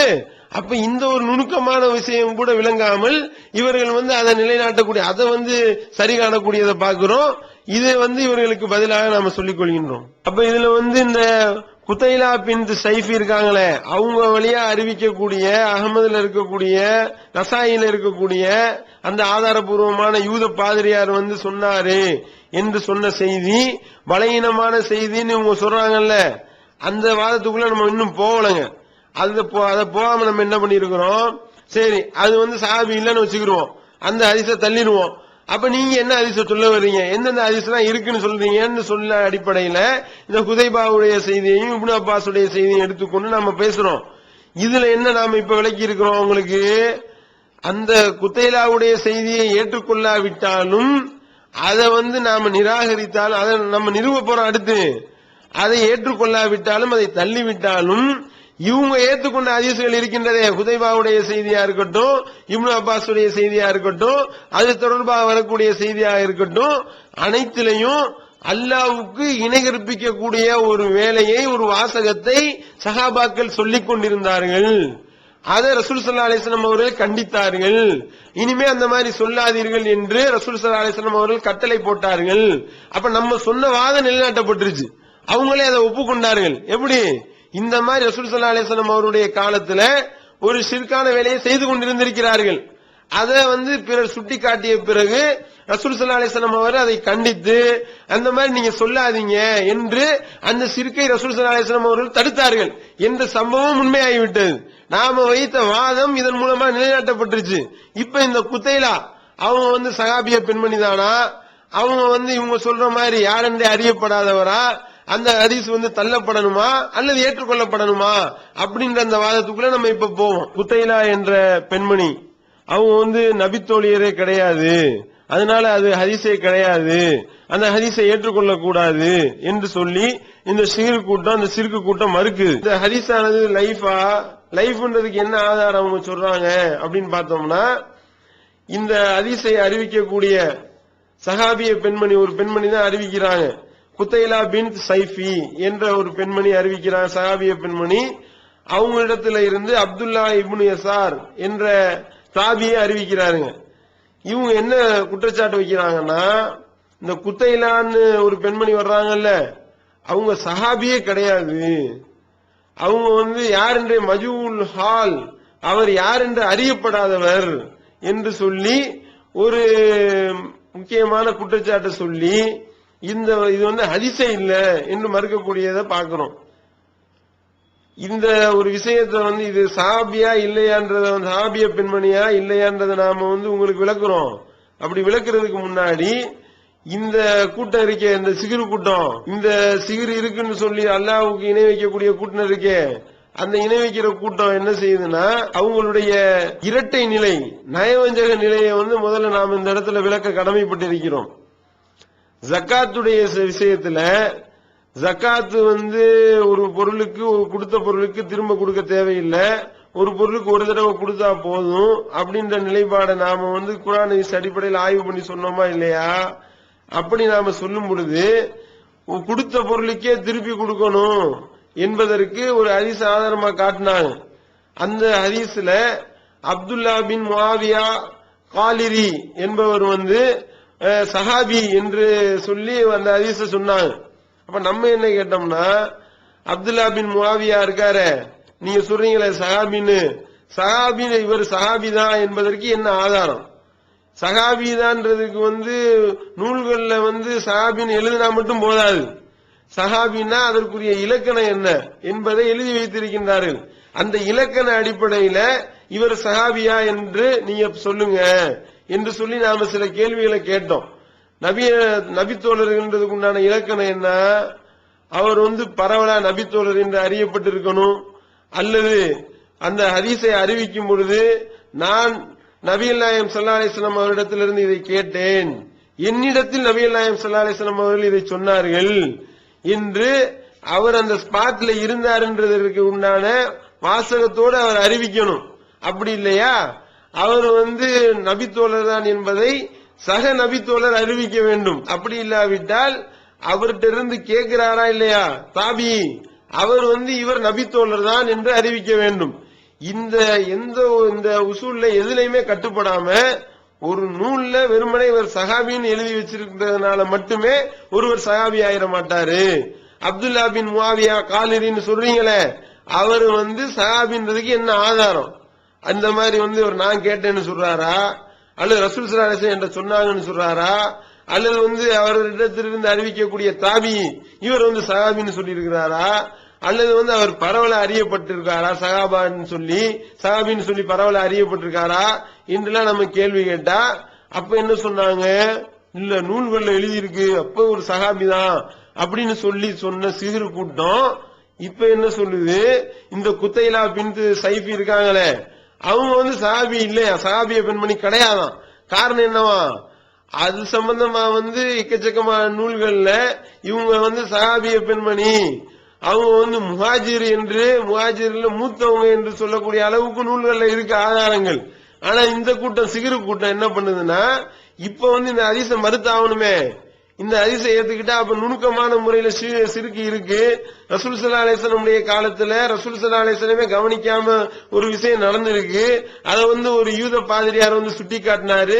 சுட்டி காட்டினதுக்கு அப்புறம் ரசூல் ஸல்லல்லாஹு அலைஹி வஸல்லம் அதை கரெக்ஷன் பண்ணாங்கன்றத சொன்னா அவங்களுடைய வாதத்துக்கு வலுவில்லாமல் போயிரும்ன்றதுனால என்ன பண்றாங்கன்னா, உட்கார்ந்து ஐடியா பண்ணி இந்த குத்தைலாவை நம்ம சஹாபியில இருந்து நீக்கிடுவோம் அப்படின்னு சொல்லி இந்த சிகரு கூட்டம் முடிவு பண்ணி இந்த குத்தைலா பின் சைஃப் என்ற பெண்மணி சஹாபி கிடையாது என்று சொல்லி இவங்களா ஒரு தீர்மானத்தை போட்டு சஹாபிய பெண்மணியை சஹாபாக்களுடைய கூட்டத்திலிருந்து நீக்கக்கூடியதை பாக்குறோம். இவங்க சொல்ற வாதத்தில் இவங்க உண்மையாளர்களா, இவர்கள் எத்தகைய நயவஞ்சக நிலை எடுக்கின்றார்கள், எத்தகைய இரட்டை நிலை எடுக்கிறாங்க உங்களுக்கு புரியுதா? அப்துல்லா பின் முஆவியாவுக்கு வெறுமனே நூல்ல எழுதி வச்சிருந்தது ஆதாரம் கிடையாது. ஆனா அவர் சஹாபியா, அவர் சஹாபாவா நாங்க ஏத்துக்குருவோம். காரணம் என்ன, ஜகாத்துடைய விஷயத்துல நாங்க அப்படிதான் ஏத்துக்குருவோம். இந்த விஷயத்துல உங்களுக்கு நாங்க மறுக்கணுமா இல்லையா? நீங்க சொல்ல நாங்க ஏற்க மாட்டோம்ல. அப்ப நாங்க என்ன பண்ணுவோம், சஹாபிய பெண்மணியை சஹாபி இல்லைன்னு ஆக்குவோம் என்று சொல்லி இவங்க என்ன சொல்ல வருகின்றார்கள், அதற்கு சில காரணங்களை சொல்றாங்க. காரணம் எதுவுமே உப்புச்சப்பு இல்லாத சரியான முறையில தகுதியற்ற சில காரணங்கள். என்ன காரணம், குதைலா பின்த் சைஃபி இருக்காங்களா இல்லையா, இவங்க சஹாபி தான் என்று சொல்லக்கூடிய முஸ்னது இஸ்ஹாக்ல வரக்கூடிய செய்தி பலகீனமான செய்தி. அது சாது, அது லைஃப் என்று சொல்லி அந்த செய்தியை தள்ளுறாங்க. அது பலகீனமான செய்தியா, அது சாதா, அது எப்படி சாது எப்படி பலகீனம்ன்றதெல்லாம் அவங்க விளக்கி இருக்கணும். ஆனா இந்த சிறு கூட்டத்துக்கு அதுக்கெல்லாம் திராணி கிடையாது. வெறுமனே போற போக்குல இது சை கிடையாது, இது லைஃப், இது சாதுன்னு சொல்லி தூக்கி போட்டு போற போக்குல அடிச்சு விட்டு போறத பாக்குறோம். ஆனால் அந்த முஸ்னது இஸ்ஹாக்ல வரக்கூடிய அந்த அறிவிப்பு இருக்குதே, அதை நம்ம எடுத்து பாக்குறோம். அதுல எப்படி வருது, குதைலா பின்த் சைஃபி இடத்திலிருந்து அப்துல்லா இப்னு யஸார் அவர் அறிவிக்கிறார். அப்துல்லா இப்னு யஸார்ட்ட இருந்து மஅபத் பின் ஹாலித் என்பவர் அறிவிக்கிறார். மஅபத் பின் ஹாலித் இடத்திலிருந்து மசூதி அறிவிக்கிறார். மசூதி இடத்திலிருந்து முக்ரி அறிவிக்கிறார். அப்துல்லா பின் யஸீத் முக்ரி அறிவிக்கிறார். அப்துல்லா பின் யஸீத் முக்ரி இடத்திலிருந்து முஸ்னது இஸ்ஹாக் அறிவிக்கிறார். இதுதான் இந்த அறிவிப்பாளருடைய தொடர். இதுல குத்தைலாவை தான் இப்ப குற்றச்சாட்டு வச்சிருக்கிறாங்க. அப்துல்லா இப்னு யஸார் இந்த கூட்டமே மறுக்கிறது கிடையாது. அப்துல்லா இப்னு யஸார் கரெக்டான ஆள் தான் அப்படின்னு சொல்லி அவங்களே ஒத்துக்கிறாங்க. அதனால அதை பத்தி நம்ம பேச தேவையில்லை. அதுக்கடுத்து என்ன, மஅபத் பின் ஹாலித் அவரும் கரெக்டான ஆள் தான் அப்படின்றதையும் ஒத்துக்கிறாங்க. அதை பத்தி நம்ம பேச வேணாம், அவங்களே ஏத்துக்கிட்டதுனால. அதுக்கடுத்து என்ன, மசூதி முக்ரி இவங்க ரெண்டு பேர் வர்றாங்க. இந்த மசூதியுடைய விஷயத்துல சில விமர்சனங்களை சொல்றாங்க. அந்த விமர்சனம் சரியா, ஏன்னா அந்த கூட்டம் இந்த வாதத்தை எல்லாம் வைக்கல. ஏன்னா நம்ம இதுல என்ன மைனஸ் இவங்க சொல்ல வாய்ப்பு இருக்கோ அதை நம்ம எடுத்து உங்களுக்கு பதில் சொல்லிக்கிட்டு இருக்கிறோம். ஏன்னா வைக்கக்கூடிய வாதத்தை கூட உருப்படியா வைக்க தெரியாதவர்கள் இவர்கள் என்பதற்கும், அல்லது இவர்கள் தங்களுடைய நிலைப்பாட்டை தாங்கள் கொண்டிருக்கக்கூடிய தவறான நிலைப்பாட்டை நிலைநாட்டுவதற்காக எப்படிப்பட்ட இரட்டை நிலையை எடுப்பார் என்பதற்கு இதெல்லாம் ஆதாரமா போயிட்டு இருக்கு, கண்கூடா பார்க்கிறோம். அப்ப இந்த மசூதி இருக்கிறாரே அவருடைய விஷயத்தில் என்ன வருது? மசூதி என்பவர் அவர் அவருடைய இயற்பெயர் அப்துல் ரஹ்மான். அவர் யாரு? இப்னு மசூத் அவர்களுடைய மகனுடைய மகனுடைய மகனுடைய மகன், 4வது தலைமுறையா வர்றாரு. அவருடைய நம்பகத்தன்மையிலேயோ அவருடைய குணநலன்களிலேயோ எந்த விதமான குறையும் சொல்ல முடியாது. அவர் பெர்ஃபெக்டான நபராக இருக்கின்றார். அது ஆதாரப்பூர்வமான நூல்களில் பதிவு செய்யப்பட்டிருக்கு. என்ன பிரச்சனை அப்படின்னா, அவர் பசாராலையும் அதே மாதிரி கூஃபாலையும் வாழ்ந்திருக்கிறார். கடைசி 2 வருடங்கள் அவர் பாக்தாதுல போய் தங்குறாரு. பாக்தாதுல போய் தங்கும் பொழுது அவர் மூளை குழம்பியவராக மாறிவிட்டார். இதுதான் அவரை பற்றி உள்ள விமர்சனங்கள். இப்ப இந்த பாக்தாதுல அவர் போய் தங்கி இருக்கும் பொழுது மூளை குழம்பவனா மாறினார்ன்றது எப்படின்னு கூட விளக்க அது கூட பதிவு செய்யப்பட்டிருக்கு. அவர் சேர்த்து வைத்திருந்த இந்த 10,000 தீனாரை யாரோ ஒரு ஆளு வேலை பார்க்கிற ஆளு நாட்டிட்டு போயிட்டான். அவன் திருடிட்டு போயிடுறான். அப்படி திருடிட்டு போன சம்பவத்தை அவரிடத்துல சொல்றாங்க, இந்த மாதிரி 10,000 தீனாரை அடிச்சுட்டு போயிட்டான் அப்படின்னு சொன்னோடனே அந்த ஒரு அதிர்ச்சியில அவர் மூளை குழம்பினவரா மாறிட்டாரு என்று சொல்லி பதிவு செய்யப்பட்டிருக்கின்றது. அப்போ இவர் நம்பகமான அறிவிப்பாளர், அவருடைய நம்பகத்தன்மையில எந்த பிரச்சனையும் கிடையாது, அவர் சரியான ஆளுதான். அவர் கூஃபாலையும் பசாராலையும் இருந்திருக்காரு. அவர் கடைசி 2 வருடத்துல அவர் மூளை குழம்பியவரா போயிருக்கிறாரு. மூளை குழம்பியது எங்க? பாக்தாதுல போய் தான் அவருக்கு மூளை குழம்பி போயிருக்கு என்று பதிவு செய்யப்பட்டிருக்கிறது. இப்போ இவரிடத்திலிருந்து முக்ரி அறிவிக்கிறார். முக்ரி இவரிடத்திலிருந்து கேட்டது எப்ப கேட்டாருன்றதை நாம தெரிந்து கொண்டோமேனால், கிளியர் பண்ணிட்டோம்னா இது சரியான ஒரு அறிவிப்பாளர் தொடராக ஆகிவிடும். இப்ப நம்ம எடுத்துக்கொண்டோமே ஆனால் இந்த இடத்துல மூளை குழம்பியவருடைய சட்டம் என்ன அப்படின்றது சம்பந்தமா ஹதீஸ் கலைஞர்ல நம்ம பார்க்கிறோம். இதை நாம முதல்ல விளங்கிக் கொள்ளணும். அப்படி மூளை குழம்பியவருக்குள்ள சட்டத்தை நம்ம விளங்கிக்கிட்டா தான் இந்த ஹதீஸை நம்ம ஏத்துக்கிறதா இல்லையா, இந்த அறிவிப்பை ஏத்துக்கலாமா இல்லையா அப்படின்னு நம்ம முடிவெடுக்கலாம். இப்ப மூளை குழம்பியவருக்கு உண்டான சட்டம் என்ன அப்படின்னு பாத்தீங்கன்னா, ஒருவர் மூளை குழம்பியவராக இருக்கிறார். அவர் மூளை குழம்பியவராக ஒரு அறிவிப்பு இருந்து ஒரு ஊர்ல இருந்து அவர் மூளை குழம்பியவராக மாறினதுக்கு அப்புறம் அவர் அறிவிப்பாரே ஆனால் அது எதையுமே ஏற்றுக்கொள்ளக்கூடாது. இது தெளிவான முடிவு. ஏன்னா மூளை குழம்பினதுக்கு அப்புறம் அறிவிச்சதை ஏற்றுக்கொள்ள முடியாது. அந்த அடிப்படையில அதை ஏற்றுக்கொள்ளக்கூடாது. இது ஃபர்ஸ்ட். 2வது, அவர் மூளை குழம்புறதுக்கு முன்னாடி சில அறிவிப்புகளை அறிவிச்சிருக்காரு, மூளை குழம்புனதுக்கு அப்புறம் சில அறிவிப்புகளை அறிவிச்சிருக்கிறாரு. மூளை குழம்புனதுக்கு முன்னாடி அவரிடத்திலிருந்து கேட்ட நபர் மூளை குழம்புனதுக்கு முன்னாடி அறிவிச்சாரா மூளை குழம்புனதுக்கு பின்னாடி அறிவிச்சாரான்னு குழப்பம் வந்துருச்சு. இது முன்னாடி அறிவிச்சாரா பின்னாடி அறிவிச்சாரா தெரியலையே. அது தெளிவுபடுத்தப்படாமல் இருக்குமே ஆனால் அதை தவக்கூஃப், அதை பெண்டிங்ல வச்சிடணும், ஸ்டாப் பண்ணி. ஏன்னா எப்ப அறிவிச்சாருன்னு தெரியலையே, பெண்டிங் வச்சிடலாம். அடுத்து என்ன, மூளை குழம்புறதுக்கு முன்னாடி அறிவிச்சவை, இவர் மூளை குழம்புறதுக்கு முன்னாடிதான் இதை அறிவித்திருக்கிறார் அப்படின்னு சொல்லி கன்ஃபார்ம் ஆகுனுச்சு அப்படின்னா அதை ஏற்றுக்கொள்ளலாம். இப்ப மூளை குழம்பியவரை பத்தியான உண்டான விஷயம் இதுதான். மூளை குழம்பியவருக்குரிய சட்டத்தை பொறுத்த வரைக்கும் அதை ஒரு உதாரணத்தின் மூலமா உங்களுக்கு விளக்கலாம். இப்ப முஜாஹிதன் என்பவர் ஒரு ஆசிரியரா இருக்கிறாருன்னு வைங்க. அவர் சென்னையில இருக்கிறாரு. அவருக்கு கத்தாதா ஜுபைர் 2 பேர் மாணவர்களா இருக்கிறாங்க. இவர் முஜாஹிதுன்றவர் நல்லா சென்னையில இருக்கிறப்ப ஓரளவு நல்லா தெளிவா இருக்கிறாரு, தெளிவான ஆளா. சென்னையில இருந்து பல்வேறு செய்திகளை அறிவிக்கிறாரு. செய்திகளை அறிவிச்சா அதை கத்தாதாவும் கேட்கிறாரு, ஜுபைரும் கேட்கிறாரு. இது தெளிவா இருக்கு. இப்ப என்ன செய்யறாங்கன்னா, கத்தாதா சென்னையிலேயே தங்கிடுவாரு. கத்தாதா சென்னையில தங்கி இருக்கக்கூடிய நிலையில முஜாஹிதும் ஜுபைரும் கன்னியாகுமரிக்கு ஷிப்ட் ஆகுறாங்க. 2 பேர் என்ன செய்யறாங்க, கன்னியாகுமரிக்கு போறாங்க. கன்னியாகுமரிக்கு போய் செட்டில் ஆகக்கூடிய நேரத்தில் முஜாஹிதுக்கு மூளை குழம்பிடுது. ஆசிரியரா இருக்கக்கூடியவருக்கு மூல குழம்பிடுது முஜாஹிதுக்கு. அப்படி மூல குழம்புனவரா இருக்கக்கூடிய நிலையில அங்கே போய் சில செய்திகளை அறிவிக்கிறார். எங்க போய் அறிவிக்கிறாரு? கன்னியாகுமரியில போய் பல செய்திகளை அறிவிக்கிறாரு. அப்போ கன்னியாகுமரியில இவர் பல செய்திகளை அறிவிச்சா கன்னியாகுமரியில அறிவிக்கக்கூடிய செய்திகளை கன்னியாகுமரியில உள்ள மக்களும் கேட்கிறாங்க, இந்த ஜுபைரும் கேட்கிறாரு. இப்ப நீங்க சட்டத்தை பாருங்க. அதாவது முஜாஹித் ஆசிரியரா இருக்கும் பொழுது சென்னையில் அறிவிக்கும் பொழுது சென்னையில செவியேற்ற கத்தாதா இருக்கிறாரே அவர் அறிவிக்கக்கூடிய செய்திகள் அனைத்தும் ஏற்றுக்கொள்ளக்கூடியது. காரணம் என்ன? அவர் மூல கிளம்புறதுக்கு முன்னாடி சென்னையில இருந்து அறிவிச்ச அறிவிப்பை மட்டும் கேட்டிருக்காரு. அதுல எந்த விதமான பிரச்சனையும் இல்லை, அதை ஃபுல்லா நம்ம ஏத்துக்கலாம். ஆனா இந்த ஜுபைர் அறிவிப்பார்ல, ஜுபைர் என்ன சென்னையில இருந்தாரு, முஜாஹிதோட சேர்ந்து கன்னியாகுமரிக்கும் போயிருக்காரு.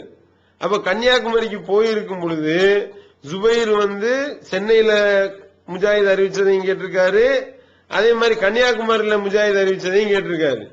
கன்னியாகுமரியில போய் மூல குழம்புனதையும் சேர்த்து கேட்டிருக்கிறாருன்னு பொழுது அப்ப இந்த ஜுபைர் நான் முஜாஹிதத்திலிருந்து இதை நான் கேட்டேன் அப்படின்னு அறிவிப்பாரையானால் அது மூல குழம்புறதுக்கு முன்னாடியா பின்னாடியா தெளிவோடு அறிவிக்கிறாரா அப்படின்றத நம்ம பார்க்கணும். அது சென்னையில இருந்து கேட்டேன் அப்படின்னு சொல்றாரா, அல்லது கன்னியாகுமரியில இருந்து நான் கேட்டேன் மூல குழம்புறதுக்கு முன்னாடி அறிவிச்சதா பின்னாடி அறிவிச்சதா என்பதை தெளிவா இருந்தால் ஏற்றுக்கொள்ளலாம். காரணம் என்னதான் சொல்லியே சொல்றாரு, சென்னையில நான் கேட்டேன்னா தெளிவு, அதே நேரத்துல கன்னியாகுமரியில இருந்தேன்னா குழப்பம், மூல குழம்பிருச்சு, அதை ஏத்துக்கிற முடியாது. அப்படின்னும் பொழுது இதை ஏத்துக்கலாம். அதே நேரத்தில் அந்த ஜுபைரே அறிவிக்கும் பொழுது நான் முஜாஹிதத்திலிருந்து கேட்டேன் அப்படின்னு மொட்டையை அறிவிக்கிறார். எந்த ஊருன்னு சொல்லல, எப்ப கேட்டேன்றதும் தெளிவுபடுத்தலன்னு வச்சுக்கிறீங்க. அப்ப ஏத்துக்கலாமா? அப்ப ஏற்றுக்கொள்ளக்கூடாது. காரணம் என்ன? அவர் சென்னையில கேட்டாரா கன்னியாகுமரியில கேட்டாரா, முஜாஹிதுக்கு மூல குழம்புறதுக்கு முன்னாடி கேட்டாரா மூல குழம்புறதுக்கு பின்னாடி கேட்டாரான்றது கன்ஃபியூஸ், அவருக்கு குழப்பம். அப்படின்னும் பொழுது தெளிவுபடுத்தப்படாமல் இருக்கிறது தான் நிலை நிறுத்தி வைக்கிறது, பெண்டிங் அது. அதே நேரத்தில் ஒருத்தவர் அறிவிக்கிறாரு, நான் முஜாஹிதத்திலிருந்து முஜாஹித் கன்னியாகுமரியில சொன்னதை நான் கேட்டேன் அப்படின்னு சொன்னாருன்னா அது போக்கு, அதை ஏற்றுக்கொள்ளக்கூடாது, அது டோட்டலா தள்ளுபடி செய்யப்பட வேண்டியது. அதே நேரத்தில் இதுல இன்னும் கிளியர் என்னன்னா அந்த முஜாஹித் திரும்பி மூல குழம்புனதுக்கு அப்புறம் சென்னைக்கு வந்தாரு அப்படின்னு வந்தா அதுல நாம இவரு கத்தாதா அறிவிக்கிறதுல நம்ம கேள்வி எழும்பும். ஆனா அந்த இது கிளியரா இருக்கு, அவர் கன்னியாகுமரியில இருந்து சென்னைக்கு வரல அப்படின்றது கிளியராகவும் இருக்கு. அதே நேரத்தில் இந்த கத்தாதா இவரு கன்னியாகுமரிக்கு போகல அப்படின்றது கிளியரா இருக்கிற நிலையில கத்தாதா அறிவிக்கிறது எல்லாமே ஓகே. அதே நேரத்தில் ஜுபைர் அறிவிக்கிறத ரெண்டு நிலை இருக்கிறது, ரெண்டையும் சீர்தூக்கி பார்த்து நம்ம முடிவெடுக்கணும். அதே நேரத்தில் கன்னியாகுமரியில் இருக்கக்கூடிய ஆட்களை அறிவித்தால் டோட்டலா எல்லாம் போக்கு. இதுதான் மூளை குழம்பியவர்களுக்கு உண்டான அளவுகோலுங்க. இந்த அளவுகோல் அடிப்படையில் இப்ப நாம இவர் அறிவிக்கக்கூடிய செய்தி அந்த மசூதி அவர் மூளை குழம்புனதுக்கு அப்புறம் அறிவிச்சாரா அதுக்கு முன்னாடி அறிவிச்சாரா முக்ரி எப்ப கேட்டாருன்றதை நாம தெளிவுபடுத்திக்கிட்டோமே ஆனால் இதுல நமக்கு தெளிவு கிடைத்துவிடும். இப்ப நபிகள் நாயகம் ஸல்லல்லாஹு அலைஹி வஸல்லம் அவரிடத்துல ஒரு யூத பாதிரியாரு நீங்க அல்லாஹ்க்கு இணை வைக்கிறீங்கன்னு சொன்ன அறிவிப்பு இருக்கா இல்லையா? அது பல ஆதாரபூர்வமான தொடர் வழியாக வரக்கூடிய செய்தியை நம்ம ஏற்கனவே உங்கள்ட்ட சொன்னோம். அதுல நீங்க பாத்தீங்கன்னா அதுல வர்ற நசாயி உள்ளிட்ட அறிவிப்புகள்ல வரக்கூடிய அனைத்து அறிவிப்புகளும் எவ்வித குறைபாடும் இல்லாத பெர்ஃபெக்டான அறிவிப்பு, ஆதாரபூர்வமான செய்தி. அதுல எந்த விதமான மாற்று கருத்தும் கிடையாது. அதுல ஒரு அறிவிப்புல முஸ்னது இஸ்ஹாக்ல வரக்கூடிய ஒரு அறிவிப்புல அந்த குத்தைலா என்ற அந்த சஹாபிய பெண்மணியிடத்திலிருந்து அப்துல்லா பின் யஸார் என்ற அந்த தாபி அறிவிக்கிறாரே அந்த செய்தியில ஒரு வாசகத்தை சேர்த்து கூறுகின்றார். என்ன வாசகம்? கானத்து மினல் முஹாஜிராத், இந்த குத்தைலா இருக்கிறாங்களே அவங்க முஹாஜிர்கள்ல உள்ள ஒரு பெண்மணி என்று அந்த அப்துல்லா பின் யஸார் குறிப்பிடுகின்றார். இப்ப இவங்க பலகீனம்னு சொல்றாங்கல்ல, அது இந்த செய்தி தான். இதுல என்னன்னா இந்த அப்துல்லா பின் யஸார் சொல்லக்கூடிய இந்த செய்தி கானத்து மினல் முஹாஜிராத்துன்னு சொல்றாரு. இந்த செய்தி சரியான செய்தி தான்ன்றது கன்ஃபார்ம் ஆகிட்டா இவங்களுடைய வாதம் எல்லாமே அடிபட்டு போயிடும். அந்த அடிப்படையில இப்ப இந்த செய்தி இருக்கா இல்லையா, முஸ்னத் இஸ்ஹாக்ல வரக்கூடிய அந்த அறிவிப்பு வரிசை அதுல சரியானதா, அந்த வரிசை சரியானதுதானா அப்படின்னு நம்ம பார்த்தோமே. ஆனால் இந்த அப்துல்லா பின் யசாரிடத்திலிருந்து மஹபத் பின் ஹாலித் அறிவிக்கிறாரு, மஹபத் பின் ஹாலித் இருந்து மசூதி அறிவிக்கிறாரு, மசூதி இடத்திலிருந்து முக்ரி அறிவிக்கிறாரு. இதுல அவங்க மேல உள்ள 2 பேரும் ஓகே சொல்லிடுறாங்க, பிரச்சனை இல்லை. அப்துல்லா பின் யசாரும் ஓகே, மஹபத் பின் ஹாலிதும் ஓகே. இதுல பிரச்சனை எங்க வருதுன்னா, இந்த மசூதி அவருடைய நிலையில தான் பிரச்சனை வருது. அவர் இந்த மசூதியை பொறுத்த வரைக்கும் அவர் என்ன செஞ்ச, அவர் பசரால இருந்திருக்கிறாரு, கூஃபால இருந்திருக்கிறாரு, அதோடு மட்டுமல்லாமல் பாக்தாதுல இருந்திருக்கிறார். இந்த 3 இடங்கள்லையும் இந்த மசூதி இருந்திருக்கிறார். இந்த பசராலையும் கூஃபாவிலையும் இருந்து விட்டு கடைசி 2 வருடங்கள் தான் பாக்தாதுல போய் தங்குறாரு. பாக்தாதுல போய் தங்கி இருக்கக்கூடிய நிலையில தான் மூளை குழப்பம் ஏற்படுதுங்க. அப்ப பாக்தாதுல தங்கி இருக்கக்கூடிய நிலையில தான் மூளை குழப்பம் ஏற்பட்டால் அப்ப பஸ்ரால இருக்கக்கூடிய அறிவிப்பு இருக்கிறது, கூஃபால இருக்கக்கூடிய அறிவிப்பு இருக்கிறது. கூஃபாலையும் பசாராலையும் அவர் என்ன அறிவித்தாரோ அதெல்லாம் ஆதாரப்பூர்வமான செய்திகள் தான், அதுல எந்த விதமான பிரச்சனைகளும் கிடையாது. அப்போ இவர் சொன்ன செய்தி சரியான செய்தியா அல்லது ஒதுக்கப்பட வேண்டிய போக்கு செய்தியா அப்படின்றத நாம எப்படி முடிவெடுக்க முடியும்னா, அவரிடத்திலிருந்து கேட்கிறாங்கல்ல, அந்த கேட்கக்கூடிய நபர் எப்ப கேட்டாரு அது கிளியர் ஆனா அதை வச்சுதான் இவர் சொல்லக்கூடிய செய்தி சரியான செய்தியா அல்லது போக்கா அப்படின்னு நம்ம முடிவெடுக்க முடியும். அப்ப இவரிடத்திலிருந்து கேட்டது யாரு, முக்குரி கேட்கிறாரு. முக்குரி எங்கெங்க இருந்தாரு அதுவும் பதிவு செய்யப்பட்டிருக்கு. முக்குரி அப்துல்லா பின் யசீத் முக்குரி என்ன பண்ற, அவர் எங்க இருக்கிறாரு, அவர் இருந்த இடம், அவர் இருந்ததை பத்தி அவரை விளக்குறாரு. நான் 36 வருடங்கள் பஸ்ராவில் இருந்தேன், இப்ப நான் 35 வருஷம் நான் மக்கால இருந்து வருகின்றேன் என்று சொல்லி அவர் விளக்குறாரு. அப்போ இந்த மசூதி இருக்காங்களே, மசூதி அறிவித்த அறிவிப்பு முக்ரி அவர் கேட்கிறாரு. முக்ரியும் அவரும் பஸ்ரால இருக்கிறாரு, மசூதியும் பஸ்ராவில் இருக்கிறார். அப்ப எப்படி முடிவெடுக்க முடியும் அப்படி என்றால், பஸ்ராவுல அவர் அறிவிக்கும் பொழுது மசூதி அறிவித்ததை முக்ரி கேட்டிருக்கிறார் அப்படின்னு இருக்கிறது தான் கரெக்டா இருக்கும். காரணம் என்ன, முக்ரி பாக்தாதுக்கு போனதா எந்த விதமான அறிவிப்பும் கிடையாது, அப்படி எந்த வித ரெக்கார்டும் கிடையாது. இப்ப ஒருவேளை போயிருப்பாரே ஆனால் அது ரெக்கார்ட்ல வந்திருக்கும். காரணம் என்ன, பஸ்ரால இருந்து பாக்தாதுக்கு கிட்டத்தட்ட 450 கிலோமீட்டர் தூரம், 450 கிலோமீட்டர் தூர பயணத்தை ஒருவர் மேற்கொள்வாரையானால் அவருடைய பயண லிஸ்ட்ல அது கட்டாயம் வந்துடும். ஆனா அவருடைய பயண லிஸ்ட்ல இது இல்ல அப்படின்னா அப்ப இவர் பஸ்ரால தான் இருந்திருக்கிறாரு, மக்கால தான் இருந்திருக்கிறாரு, பாக்தாதுக்கு போகலன்றது அது ஒரு மூலமா விளங்கிக்கலாம். மக்கால இருந்து இவர் பாக்தாதுக்கு போயிருப்பாரா அப்படின்னு பார்த்தா, மக்கால இருந்து பாக்தாதுக்கு 2000 சொச்சம் கிலோமீட்டர் வருது. 2000 சொச்சம் கிலோமீட்டர் பிரயாணம் செஞ்சு போனா அது மிகப்பெரிய பயணம் ஆகி போயிடும்.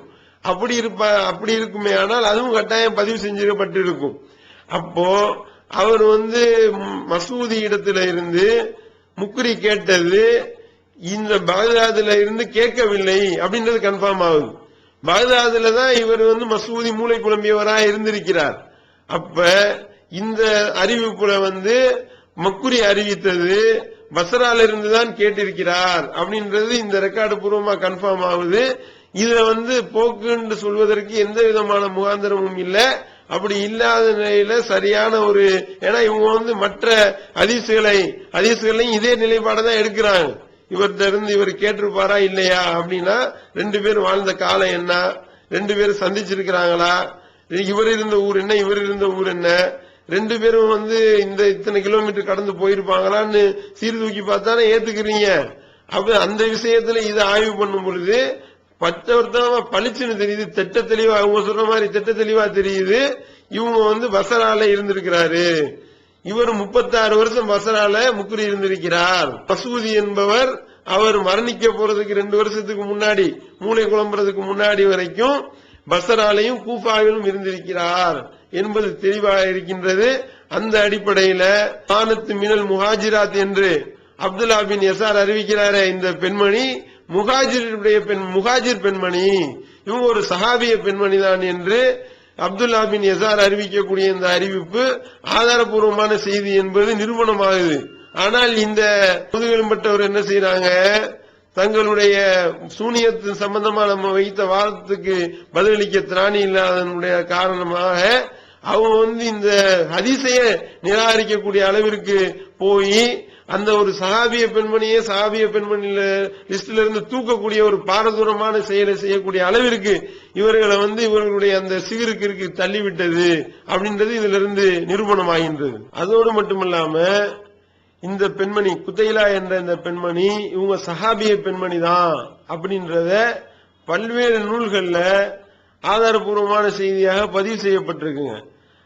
அதாவது சஹாபாக்களை பற்றிய ஆய்வு செய்து இவங்கெல்லாம் சஹாபாக்கள் தான் என்பதை அறிவிப்பதற்காகவே எழுதப்பட்டுள்ள நூல்கள். அத்தகைய நூல்கள்ல இந்த பெண்மணி சஹாபிய பெண்மணி தான் என்பதை குறிப்பிட்டிருக்கின்றார்கள். உதாரணத்திற்கு உங்களுக்கு சொல்வதாக இருந்தால், இப்னுல் அசீர் அவர் எழுதிய உஸ்துல் ஆபா என்ற அந்த நூல்லையும், அதே மாதிரி இஸ்பஹானி அவர்கள் எழுதிய மாரிபத்து சஹாபா அப்படின்ற நூல்லையும், இப்னு ஹஜர் எழுதிய இசாபா அப்படின்ற நூல்லையும், தஹதீபு தஹதீப் அவருடைய நூல்லையுமே கானத்து மினல் முஹாஜிராத், இவங்க முஹாஜிர் பெண்மணி, முஹாஜிரான சஹாபிய பெண்மணி என்று தெல்ல தெளிவாக பதிவு செய்யப்பட்டிருக்கிறது. இதை வச்சு மட்டுமே நம்ம ஆதாரமா சொல்லல.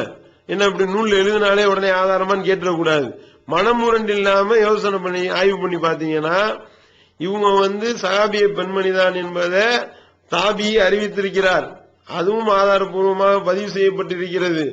அதோடு மட்டுமல்லாமல் இத்தனை சஹாபாக்களை குறித்த இத்தனை நூல்களையும் இவங்க சஹாபிய பெண்மணி தான் போடப்பட்டிருக்கு. அதோடு மட்டுமில்லாம இந்த சிகிரு கூட்டம் சொல்ற மாதிரி இந்த குத்தைலா என்ற அந்த பெண்மணி இருக்காங்களே, அவங்க மஜ்ஹூல் ஹால், யாரென்றே அறியப்படாதவன்ற மாதிரிலாம் எந்த விதமான அறிவிப்பும் கிடையாது. இவங்கெல்லாம் இவங்க எக்ஸ்ட்ரா இவர்கள் சொல்லக்கூடிய ஒரு பொய்யான ஒரு தகவல் தான் அது. எந்த ஒரு இடத்துலையும் இவங்க சஹாபியா என்னன்றது எங்களுக்கு தெரியல, அறியப்படாதவரா இருக்கிறாரு என்ற ஒரு அறிவிப்பு கிடையாது. மாறாக இவங்க சஹாபிய பெண்மணி தான் அப்படின்றதற்கு உண்டான ஆதாரம் தான் ஸ்ட்ராங்கா இருக்கு. ஆனால் இவர்கள் மனமுரண்டா எதிர்க்கக்கூடியவர்களா இருக்கிறாங்க.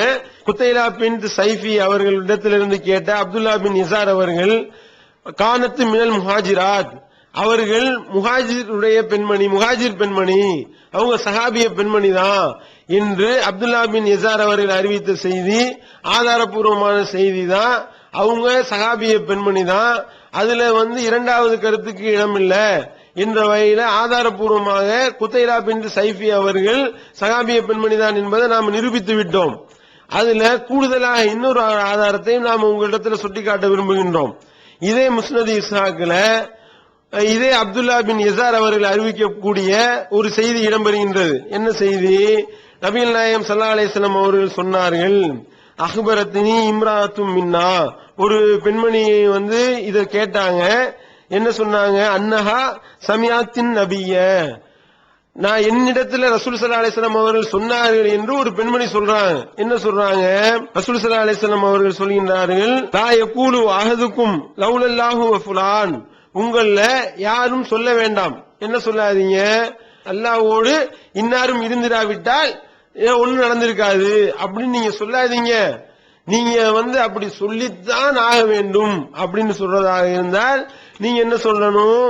லௌலல்லாஹு சும்ம ஃபுலான், அல்லாஹ் கொண்டுதான் நடந்துச்சு, அதுக்கு அடுத்து இன்னார் நாள் நடந்துச்சு, இப்படின்னா நீங்க சொல்லிட்டு போங்க என்று நபிகள் நாயகம் ஸல்லல்லாஹு அலைஹி வஸல்லம் அவர்கள் சொன்னார்கள் என்ற செய்தி முஸ்னத் இஸ்ஹாக்ல அப்துல்லா பின் இசார் அவர்கள் ஒரு பெண்மணி இடத்துல கேட்டதா அறிவிக்கக்கூடிய செய்தியை நாம பார்க்கின்றோம். அந்த பெண்மணி என்ன சொல்லி காட்டுகின்றார்கள்? இப்படி தெளிவாக வருகின்றது. அன்னஹா சமியாத்தின் நபிய, நபியிடத்துல நான் செவியேற்றேன். இந்த செய்தியில் என்ன இடம்பெறுகின்றது? ஒரு பெண்மணி அறிவிக்கின்றார்கள். அந்த பெண்மணி என்ன சொல்றாங்க? நபிகள் நாயகம் ஸல்லல்லாஹு அலைஹி வஸல்லம் அவரிடத்திலிருந்து நான் செவியேற்றேன் என்று அந்த பெண்மணி சொல்லக்கூடியதாக பதிவு செய்யப்பட்டிருக்கின்றது. அந்த பெண்மணி யாரு? ஜுஹைனா குலத்தை சேர்ந்த ஒரு ஜுஹைனி அப்படின்னு பதிவு செய்யப்பட்டிருக்கு. அப்துல்லா பின் யஸார் என்பவரும் ஜுஹைனா குலத்தை சேர்ந்தவர் தான். அவர் ஒரு ஜுஹைனி தான். அப்படின்னும் பொழுது இந்த பெண்மணி யாரு என்பதை பற்றி வரலாற்று நூலாய்வாளர்கள் குறிப்பிடுறாங்க, ஆய்வு பண்ணி குறிப்பிடுறாங்க. முஸ்னத் இஸ்ஹாக் இமாம் தான் இதை பதிவு பண்ணியிருக்கிறாங்க. முஸ்னத் இஸ்ஹாக் என்ற அந்த நூலை பொறுத்த வரைக்கும் அறிவிப்பாளர்கள் வரிசையின் அடிப்படையில தான் அவர் பதிவு செய்கின்றார். கருத்து அடிப்படையில் இல்லாமல் பாடங்களுடைய தலைப்பு என்பது அபூபக்கர் அறிவித்தது, உமர் அறிவித்தது என்று இப்படி சஹாபாக்களுடைய வரிசையில அது வருகின்றது. அந்த அடிப்படையில முஸ்னத் இஸ்ஹாக் இமாம் அவர்கள் குத்தைலா பின் ஷைஃபி என்ற அந்த சஹாபிய பெண்மணி அறிவித்த செய்தி என்று சொல்லி 3 செய்தியை குறிப்பிடுகின்றார்கள். 3 செய்தியை பதிவு செய்திருக்கின்றார்கள். முதல் செய்தி என்ன? அந்த யூத பாதிரியார் இணை கற்பிக்காமல் இருந்தா நீங்க தான் சிறந்த சமுதாயம் சொன்னாரா இல்லையா? அது ஒரு செய்தி, அது ஒரு பதிவு பண்ணிருக்கிறாங்க. அதுக்கடுத்து என்ன செய்தி? அதே ஹதீஸ்லயே ரசூல் ஸல்லல்லாஹு அலைஹி வஸல்லம் அவர்கள் இந்த யூத பாதிரியார் இப்படி சொன்னோனையும் சுப்ஹானல்லாஹ்னு சொன்னாங்க அப்படின்ற வர்ற செய்தியை இரண்டாவது செய்தியாக பதிவு செய்திருக்கின்றார். மூன்றாவதாக குத்தைலா பின் ஷைஃபி அவர்கள் அறிவித்த செய்தியாக இந்த செய்தியை கொண்டு வர்றாரு. நீங்க சொல்றதாக இருந்தால் லவ்லல்லாஹு வஃபுலான், அல்லாஹ்வும் இன்னாரும் இல்லாவிட்டால் அப்படின்னு நீங்க சொல்லாதீங்க. மாறா நீங்க எப்படி சொல்லுங்க? அப்படி சொல்லித்தான் ஆக வேண்டும் என்றால் அல்லாஹ்வுக்கு அல்லாஹ் நாடுனா அல்லாஹ் தான் முதல்ல, அதுக்கு அடுத்தபடியாக இன்னார் மூலமா இது நடந்துச்சு, அல்லாஹ் கொண்டுதான் நடந்துச்சு, அதுக்கு அடுத்தபடியாக இன்னாரும் உதவி புரிஞ்சாரு அப்படின்ற ரீதியில நீங்க சொல்லிக்கலாம். சொல்லித்தான் ஆக வேண்டும் என்றால் என்ன நபிகள் நாயகம் ஸல்லல்லாஹு அலைஹி வஸல்லம் அவர்கள் சொன்னார்கள் என்ற செய்தியை நாம பார்க்கின்றோம். இந்த செய்தியை அறிவித்தது இந்த பெண்மணிதான் என்று அந்த முஸ்னத் இஸ்ஹாக்ல அவர்கள் சொல்லி காட்டுகின்றார்கள், நூலாசிரியர் சொல்லி காட்டுகின்றார். அந்த முஸ்னத் இஸ்ஹாக் அவர்களை பொறுத்த வரைக்கும் அவங்க புகாரி, முஸ்லீம், அஹமது இப்னு ஹம்பல் இவங்களுடைய உஸ்தாதாகும். அப்படி உஸ்தாதா இருக்கக்கூடிய அவர்களா இருக்கும் பொழுது இன்னும் நெருக்கமா வந்துடுறாங்க. ஆய்வு பண்ணிதான் இந்த பெண்மணி ஜுஹைனா குலத்தை சேர்ந்த ஒரு பெண்மணி இடத்துல கேட்டேன்னு வருதுல, இந்த பெண்மணி யாருன்னா இந்த அப்துல்லா பின் யஸார்ன்றவர் ஜுஹைனா குலத்தை சேர்ந்தவர் தான். 2 பேரும் ஒரே குலம். இந்த ஜுஹைனா குலத்திலிருந்து அறிவிக்கக்கூடிய பெண்மணி குத்தைலா பின் ஷைஃபி மட்டும்தான், அவங்க சஹாபிய பெண்மணி தான் என்பது இந்த ஹதீஸ் வாயிலாகவும் உறுதி செய்யப்படுகின்றது. அந்த செய்தியில நாளைக்கு இந்த ஹதீஸ் பலவீனம் அப்படின்னு சொல்லி போற போக்குல எதுவும் தள்ளி விட்டு போயிடக்கூடாது. இவங்க இந்த சிகர் கம்பெனி இருக்க இப்படி பண்ணாலும் பண்ணுவாங்க. ஆகா, ரசூல் ஸல்லல்லாஹு அலைஹி வஸல்லம் இடத்துல கேட்டதாவே வந்துருச்சா, அப்ப இந்த ஹதீஸ் எப்படி டேமேஜ் பண்றது அப்படின்னு சொல்லி இந்த ஹதீஸை தள்ளுறதுக்கு ஏதாவது ஐடியா பண்ணுவாங்க. அதனாலே அது சம்பந்தமா அந்த ஹதீஸ் சம்பந்தமா வரக்கூடிய அந்த ராவிகள் வரிசையை நம்ம உங்களிடத்துல சொல்லிடுறோம். இத அந்த பெண்மணி இடத்துல இருந்து அப்துல்லா பின் யஸார் அவர்கள் கேட்கிறாங்க, அவரிடத்துல இருந்து அபு ஹம்சா அஸ்ஸுகரி கேட்கிறாங்க, அதே மாதிரி அஹமது பின் அய்யூப் கேட்கிறாங்க, அவங்களிடத்திலிருந்து நூலாசிரியர் கேட்கின்றார்கள் என்று செய்தி வருகின்றது. இதுல அபு ஹம்சா அஸ்ஸுகரியும் அஹமது பின் அய்யூப் அவர்களும் ஆதாரபூர்வமான அறிவிப்பாளர்கள், அவங்கள எந்த குறைபாடும் இல்ல, இவ்விருவரும் நம்பகமானவர்கள் சொல்லி ஹாஃபில் தஹபி அவர்கள் தாரிக்குல் இஸ்லாம் என்ற நூல்ல பதிவு செஞ்சிருக்கிறாங்க. அதோடு மட்டுமல்லாமல் பெண்ணம்பெரிய அறிஞர்கள் எல்லாம் இவர்களுடைய செய்திகளை அறிவித்திருக்கின்றார்கள். அந்த அடிப்படையில் இது ஆதாரபூர்வமான செய்தி தான். இந்த சிறு கம்பெனி இந்த சிறுக்கு கம்பெனி நாளை இதை பலவீனமா ஆக்கிடக்கூடாது அப்படின்றதுக்காக இந்த ஒரு கூடுதல் தகவல்களையும் உங்களுக்கு நாங்கள் தெரியப்படுத்திக் கொள்கின்றோம். குத்தைலா பின் ஷைஃபி என்ற அவங்க சஹாபிய பெண்மணிதான் என்பது நிரூபணமாகிவிட்டது. இவங்க சஹாபிய பெண்மணி தான். அதன் மூலமா அந்த செய்தி, அந்த ஹதீஸ் ஆதாரபூர்வமான ஹதீஸ் என்பது நிரூபணமாகிவிட்டது. இதை மறுக்கக்கூடிய இந்த கூட்டத்திற்கு இதன் மூலமாக சரியான பதில் நம்ம சொல்லி இருக்கிறோம். ஆனா என்ன செய்யறாங்க, இது வீம்புக்காக மனமுரண்டுக்காக தள்ள வேண்டும் என்பதற்காகவே நமக்கு பதில் சொல்ல முடியலையே, வேற வழி இல்லையே, என்ன செய்யறது, இந்த ஹதீஸ் இல்லைன்னு ஆக்குனா தான் இவங்களுக்கு பதில் சொல்ல முடியும் போல என்ற அவர்களுடைய அந்த நயவஞ்சகத்தனமும் இவங்களுடைய இரட்டை நிலையும் இதன் மூலமா உறுதியாயிருக்கிறத நாம இதன் மூலமா அறிந்து கொள்ளலாம். அடுத்த சோதரர்களை இப்ப இவங்க நமக்கு பதில் சொல்ல முடியாம இந்த ஹதீஸ போக்கு, இது ரசூல் ஸல்லல்லாஹு அலைஹி வஸல்லம் அவர்களிடத்திலிருந்து கேட்டது சஹாபிய பெண்மணியே இல்ல யாரென்று அறியப்படாதவர் அப்படின்லாம் சொன்னது ஒரு பொய்யான ஒரு வாதம். இது தவறான ஒரு வாதம்ன்றதை நம்ம நிரூபிட்டோம். இப்ப அடுத்து என்ன விஷயம் அப்படின்னா, இது ஆதாரபூர்வமான செய்தினே வச்சுக்கிருவோம். அவங்க கேட்கிற கேள்வி ஆதாரபூர்வமான செய்தினே வச்சுக்கிருவோம். இது எப்படி நீங்க ஏத்துக்கலாம்? நீங்க இதை ஏத்துக்கிற கூடாதுல.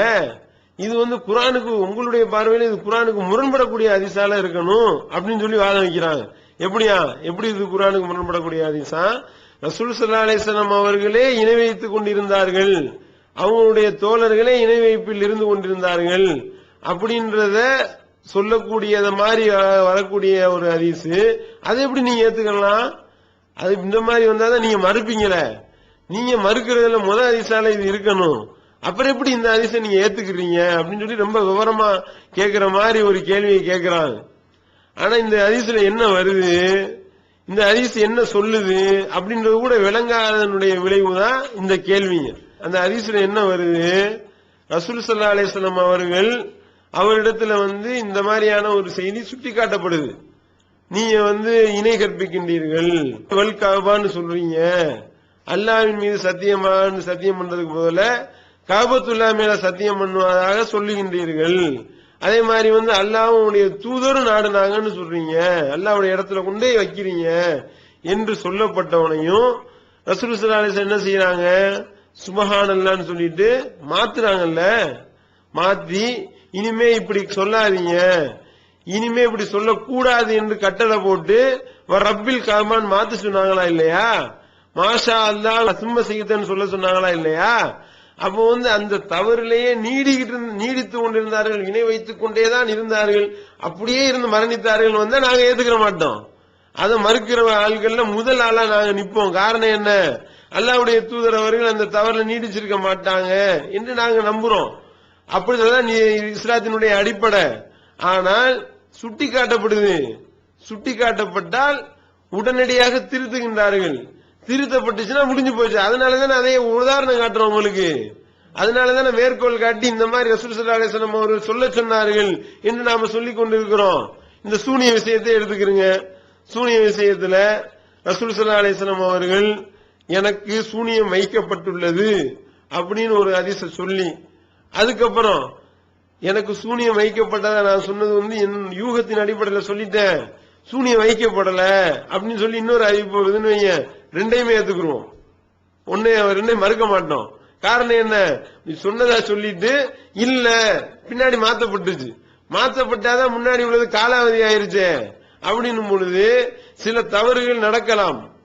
தவறுகள் நடந்திருக்கின்றது. குர்ஆன்லயே நிறைய எக்கச்சக்கமா பாக்குறோமா இல்லையா?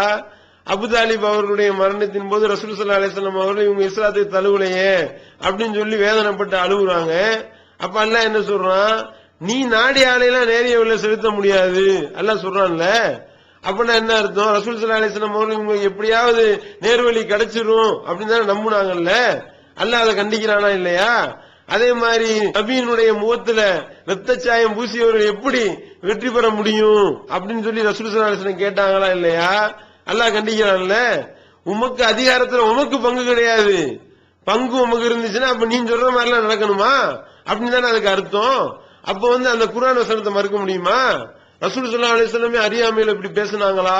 ரசூல் ஸல்லல்லாஹு அலைஹி வஸல்லம் எப்படி அல்லாஹ்வுக்கு எதிராக எப்படி கேள்வி கேட்டிருப்பாங்க?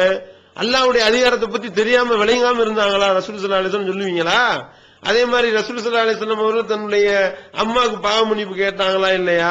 யா அல்லாஹ் என்னுடைய அம்மாவுக்கு பாவ மன்னிப்பு கேட்கறதுக்கு நீ அனுமதி கொடுன்னு சொல்லி கேட்டிருக்காங்களா இல்லையா? அல்லாஹ் மறுத்துட்டான்ல. அப்ப இப்படி தெரிஞ்சுக்கிட்டே கேட்டாங்கன்னு சொல்ல முடியுமா?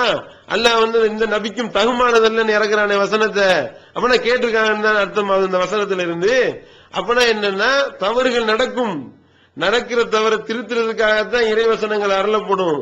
அதுக்காகத்தான் அல்லாஹ் அந்த யூத பாதிரியார அனுப்பி அதை சரி செய்யறான். அப்படி நாங்க நம்புகின்றோம். அப்படி இருக்கும்போது நாங்க இதை மறுக்கணும்? அப்போ இது தெளிவா இருக்கு, கிளியரா இருக்கு. இந்த மாதிரி வந்தாங்க செஞ்சுக்கிட்டு இருந்தாங்க, அல்லாஹ் ஆளை வச்சு அனுப்பி அதை சரி செய்யறான் என்று நம்பும் பொழுது இது குர்ஆனுக்கு எங்க முரண்படுது? இது குர்ஆனுக்கு முரணே கிடையாது. ஆனால் குர்ஆனுக்கு முரண்படாக நீங்களா கற்பனை பண்றதையெல்லாம் நாங்க மறுக்க முடியாது. அதை நாங்க எந்த அளவுக்கு இணைத்து வைத்து விளங்க முடியுமோ அந்த அளவுக்கு இணைத்து வைத்து விளங்குவோம். அது இதிலேயே நீடித்திருந்தார்கள் வந்தா நாங்க மறுப்போம் அப்படின்றது அதற்குரியான பதில். அதே மாதிரி அல்லாஹ் தன்னுடைய திருமறையில் எப்படி சொல்லி காட்டுறான், நபியை பார்த்து மா குன்த ததிரி மல் கிதாபு வலல் ஈமான், உமக்கு ஈமான் என்றால் என்னவென்றோ வேதம் என்றால் என்னவென்றோ தெரியாம உனக்கு இருந்துச்சு அப்படின்றான். அப்பனா இது ஈமான்னா என்னன்னு தெரியாதுன்னா அப்ப என்ன அர்த்தம்? அதுக்கு அர்த்தம் என்ன? விளங்காம இருந்தாங்கன்னு அர்த்தம் ஆகுதா இல்லையா? அப்ப இஸ்லாம் என்பதே சொல்லி சொல்லிதான் கொஞ்சம் கொஞ்சமா தான் சொல்லி அது சரி செய்யப்பட்டு வந்தது. அதே மாதிரி முதல்ல வேத அறிவிப்பு இறங்கினோடையுமே ரசூல் ஸல்லல்லாஹு அலைஹி வஸல்லம் அவர்கள் பயந்தவர்களா தானே வந்தாங்க. அப்ப ரசூல் ஸல்லல்லாஹு அலைஹி வஸல்லம் பயந்தாங்களா, ஜிப்ரீல பார்த்து பயந்தாங்களான்னு கேள்வி கேட்கக்கூடாது. இந்த மாதிரி பல தவறுகள் நிகழலாம். அதை அல்லாஹ் சொல்லி சரி செய்திருக்கிறான் அப்படின்னு நம்புறதுதான் ஈமான் முதல்ல. அதை விட்டுட்டு இறங்கும் பொழுது பிறக்கும் பொழுதே நபியாலாம் வரல.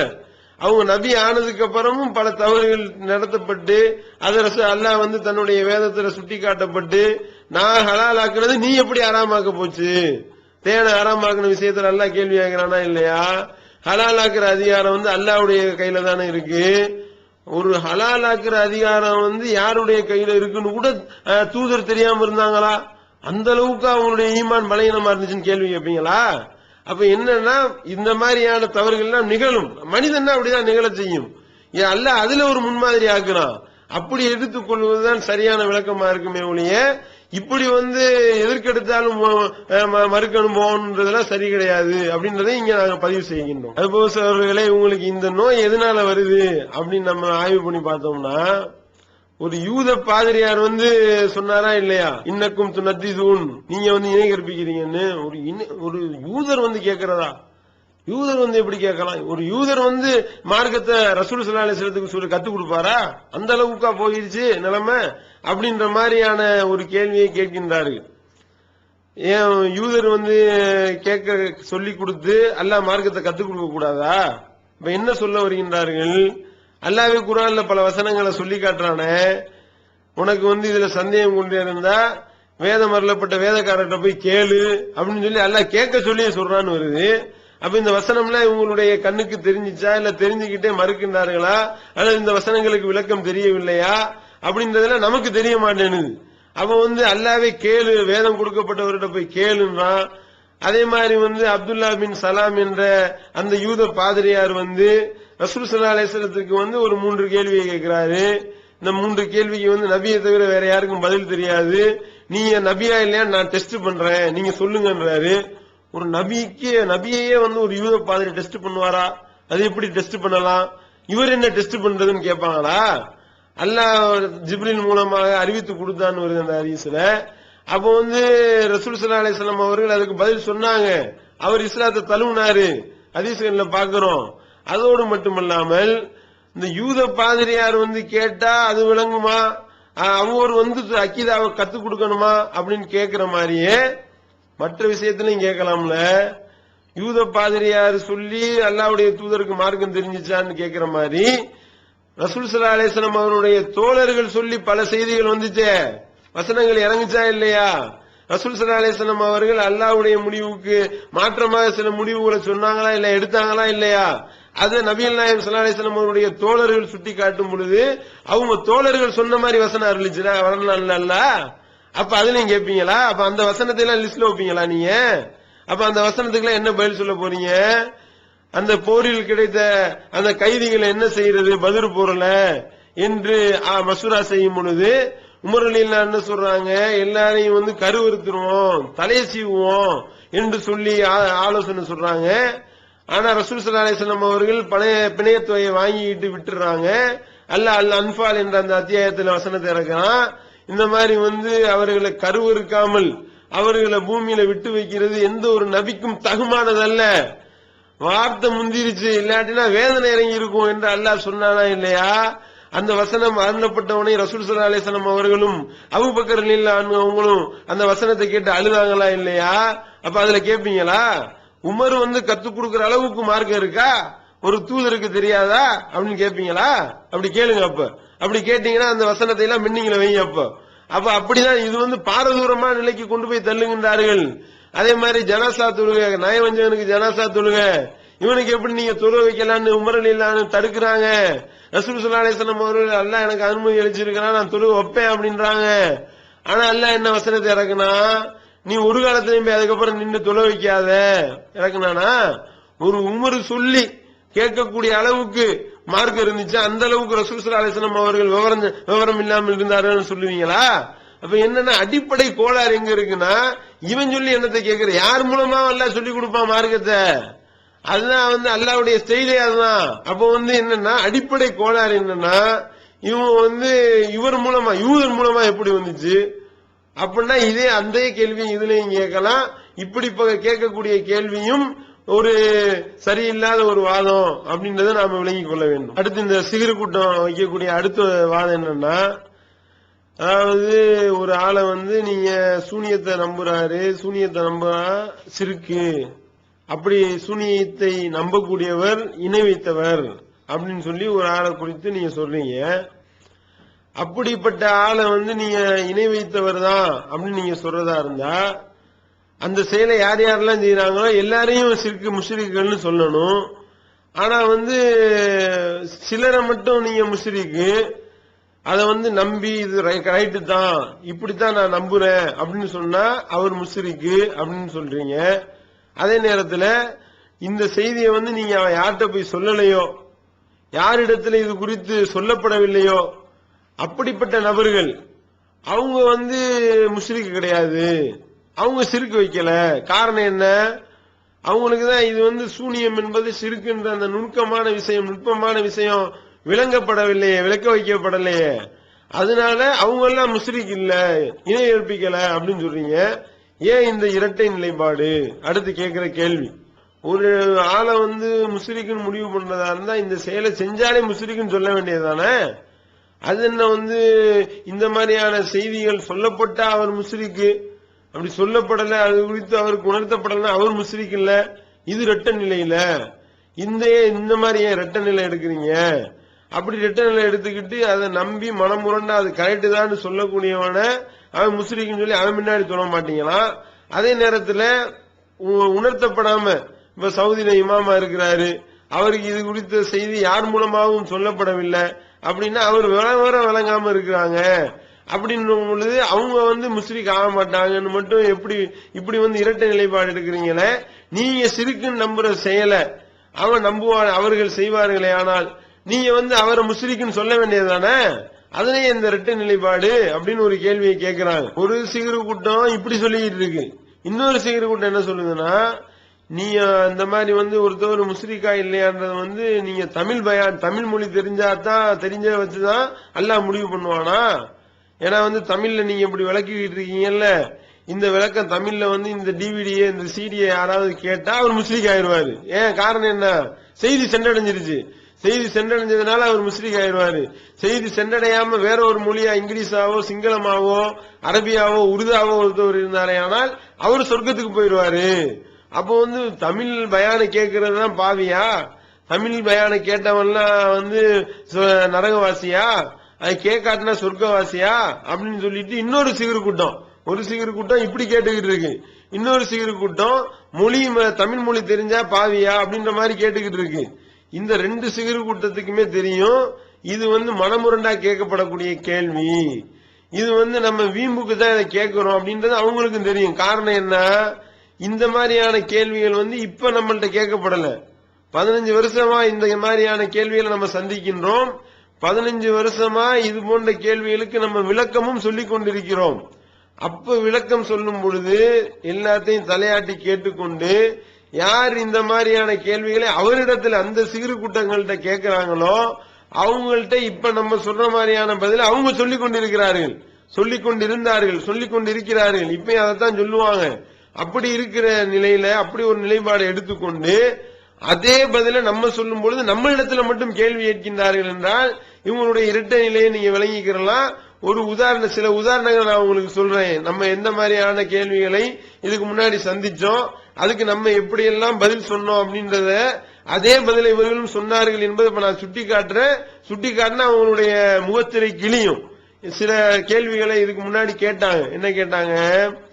இப்போ மதுஹப் இருக்கு, அதே மாதிரி மௌலுது ஓதுற விஷயம் இருக்கு. மௌலுது ஓதுறவன் எல்லாருமே முஸ்லிக்கா? அப்படின்னு ஒரு கேள்வி கேட்டாங்க.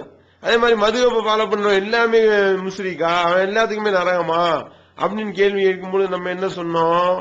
இது புதிய விளக்கம்லாம் கிடையாது, இத்தனை வருஷமா சொல்லிக்கிட்டு இருக்க விளக்கம் தான். அதே விளக்கத்தை தான் திருப்பி உங்களுக்கு சுட்டி காட்டுகின்றோம், எடுத்து காட்டுகிறோம். என்ன சொன்னோம்? அதாவது மௌலு ஓதுற எல்லாருமே சிறுக்கு கிடையாது, எல்லாரும் நிரந்தர நரவாதி இல்ல. மௌலுது ஓதுறவன் ஒருத்தவன் அல்லாஹ் முழுமையா நம்புறான், அல்லாஹ்வை தவிர பாவங்களை மன்னிக்க கூடிய யாரும் இல்லைன்னு நம்புறான், அல்லாஹ்விடத்துல தான் கையேந்தனும் நம்புறான், அல்லாஹ் தான் நம்மளுடைய அனைத்து தேவைகளையும் பூர்த்தி செய்வோம் நம்புறான். இப்படி நம்பி இருக்கக்கூடிய நிலையில அவுலியாக்கள்கிட்ட போய் கேட்க கூடாது, அவுலியாக்கள்கிட்ட கேட்கறது சிறுக்குன்னு விளங்கி வச்சிருக்கிறான். இவ்வளவு விளங்கி வைத்திருக்கக்கூடிய நிலையில ஒருத்தன் என்ன செய்யறான்? மௌலுது ஓதுறான். மௌலுது ஓதுறே இல்லப்பா இது சிறுக்கான வாசம் இருக்குன்னு சொல்ல கூட என்ன நினைக்கிறான்? இல்ல இது இதுல நீ சொல்லக்கூடிய அர்த்தம் தப்பு, அல்லாட்ட தான் கேட்கணும், அல்லாவுடைய தூதர்கிட்ட கேட்க கூடாது, இது அல்லாவுடைய தூதர்கிட்ட கேட்கறது சிறுக்கு அப்படின்னு விளங்கி வச்சிருக்கிறான். அப்படி விளங்கி வச்சுக்கிட்டு இருக்கக்கூடிய ஒருத்தவன் விவரம் புரியாம அர்த்தம் தெரியாம அந்த அபாருள் கதாயான்னு ஓதுறான்னு வைங்க, அவன் முஸ்ரிக்குன்னு சொல்லுவோமா? அவனை முஸ்ரிக்குன்னு சொல்ல மாட்டோம். காரணம் என்ன? அவன் நம்புறான், அல்லாஹ்வை சரியான முறையில் நம்புறான், அல்லாஹ்வை தவிர பாவங்களை மன்னிக்க கூடியவன் வேற யாரும் இல்லைன்னு நம்புறான், அல்லாஹ்விடத்துலதான் கையேந்தனும் நம்பி இருக்கிறான்.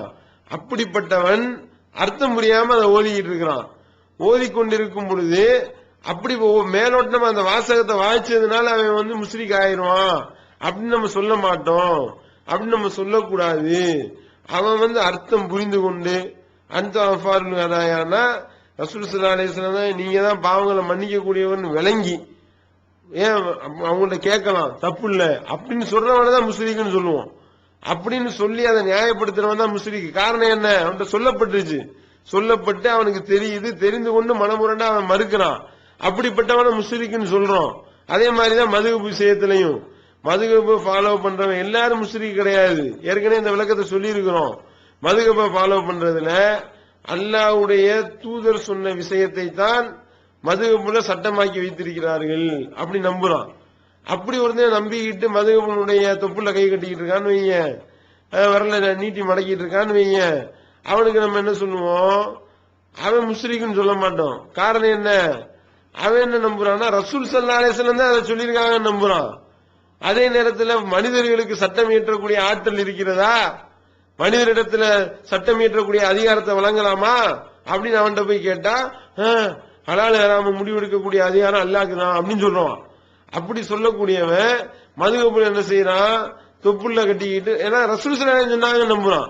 அப்படி இருக்கிறவனை போய் முஸ்லிக்கு நம்ம சொல்லுவோமா என்றால் அவன் அறியாமையில் இருக்கிறான் அப்படித்தான் சொல்லுவோமே ஒழிய அவன் முஸ்லிக்கு நம்ம சொல்ல மாட்டோம்.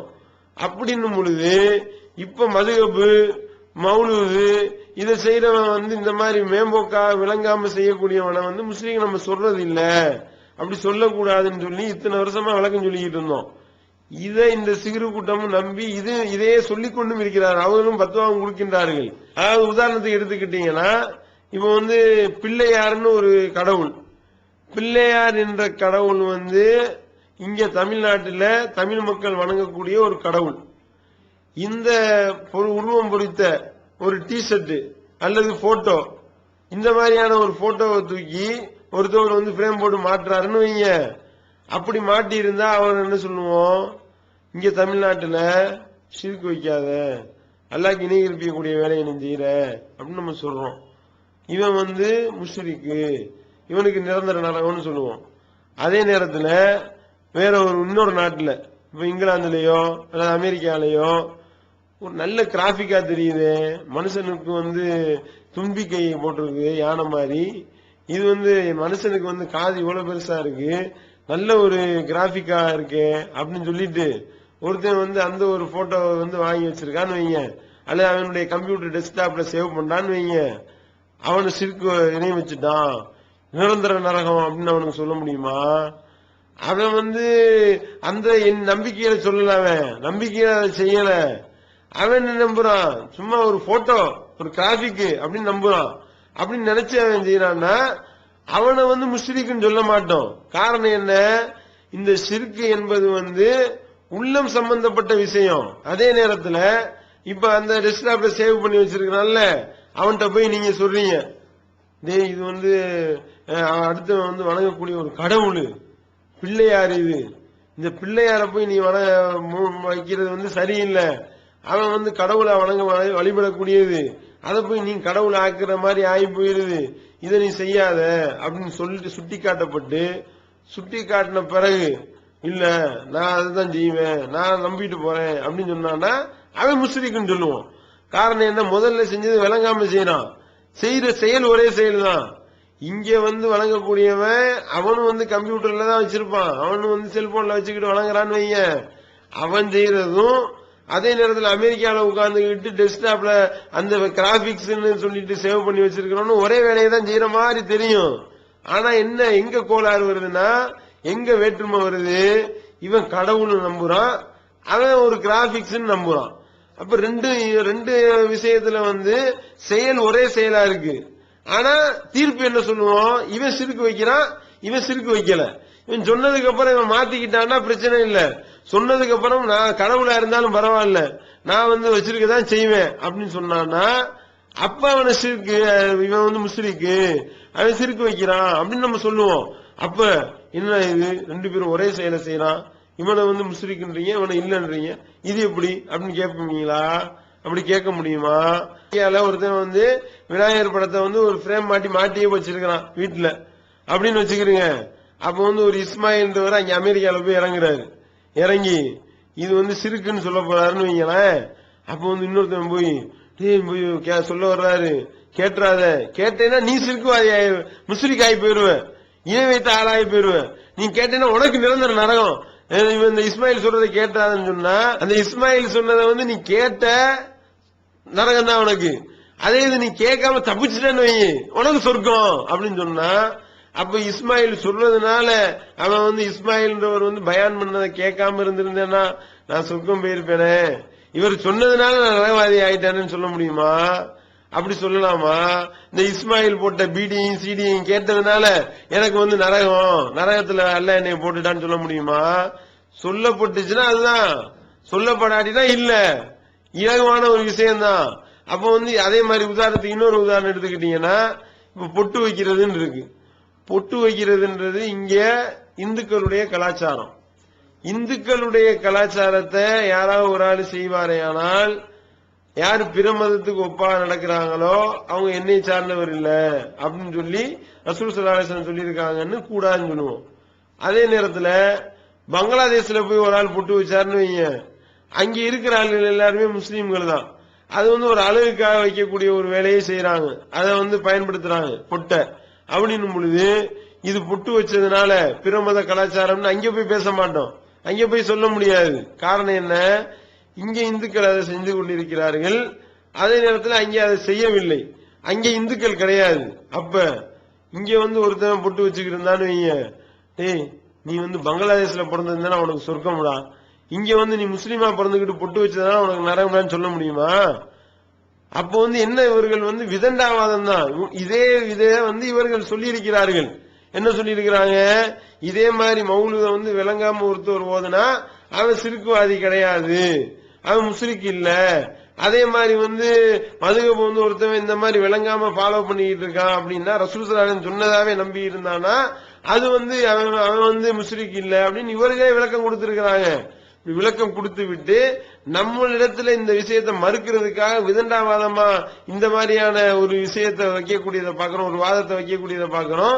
அதே நேரத்தில் இந்த யார் மறுக்கிறார்களோ இந்த சிறு கூட்டம் இருக்கே, அந்த கூட்டத்திலே இந்த கேள்வியை கேட்கிறோம். என்ன கேட்கிறோம்? இவர்கள் தங்களுடைய சொல்லுல சரியான ஆட்களா இருந்தா அவங்க டிக்ளேர் பண்ணணும். என்ன சொல்லணும்? இந்த மாதிரி ஒருத்தன் விவரம் தெரியாம ஒருத்தன் ஒரு ஒரு சங்கு இருக்குன்னு வைங்க, சங்க ஒரு கூட்டம் ஒரு மதம் என்ன செய்யுது, சங்க எடுத்து வணங்கிட்டு இருக்கிறான், கடல்ல கிடக்கிற சங்க. அதை வணங்கக்கூடிய இன்னொருத்தன் என்ன பண்றான், அந்த சங்கு அழகா இருக்குன்னு சொல்லிட்டு அதை கோர்த்து மாலையா போட்டிருக்கான்னு வைங்க. இப்ப என்ன செய்வோம்? சங்க கடவுளா வணங்கக்கூடியவனை நீ நிரந்தர நரகவாதின்னு 10 ரூபா கொடுப்ப, அப்படித்தானே கொடுப்பீங்க. அதே நேரத்தில் அழகுக்காக மாட்டி தொங்க வச்சிருக்கவன் என்ன சொல்லுவோம்? இவன் அழகுக்கு மாட்டி தொங்க வச்சிருக்கிறான், அதே நேரத்துல இவன் வந்து சங்க வணங்கக்கூடியவனா இருக்கிறானா அப்படின்னா அதை வணங்குற நிலையில அவன் இருந்தான்னா அவன் முஸ்லிக்கு. அதே சங்க அளவுக்காக போட்டவன் முஸ்லிக் இல்ல. அப்ப என்ன செய்யணும்? இந்த கூட்டம் சிகிரு கூட்டம் என்ன சொல்லணும்னா, எவன் சங்கம் போடுறானோ அவனுக்கு எல்லாம் நிரந்தர நாளம் டிக்ளேர் பண்ணுவாங்களா?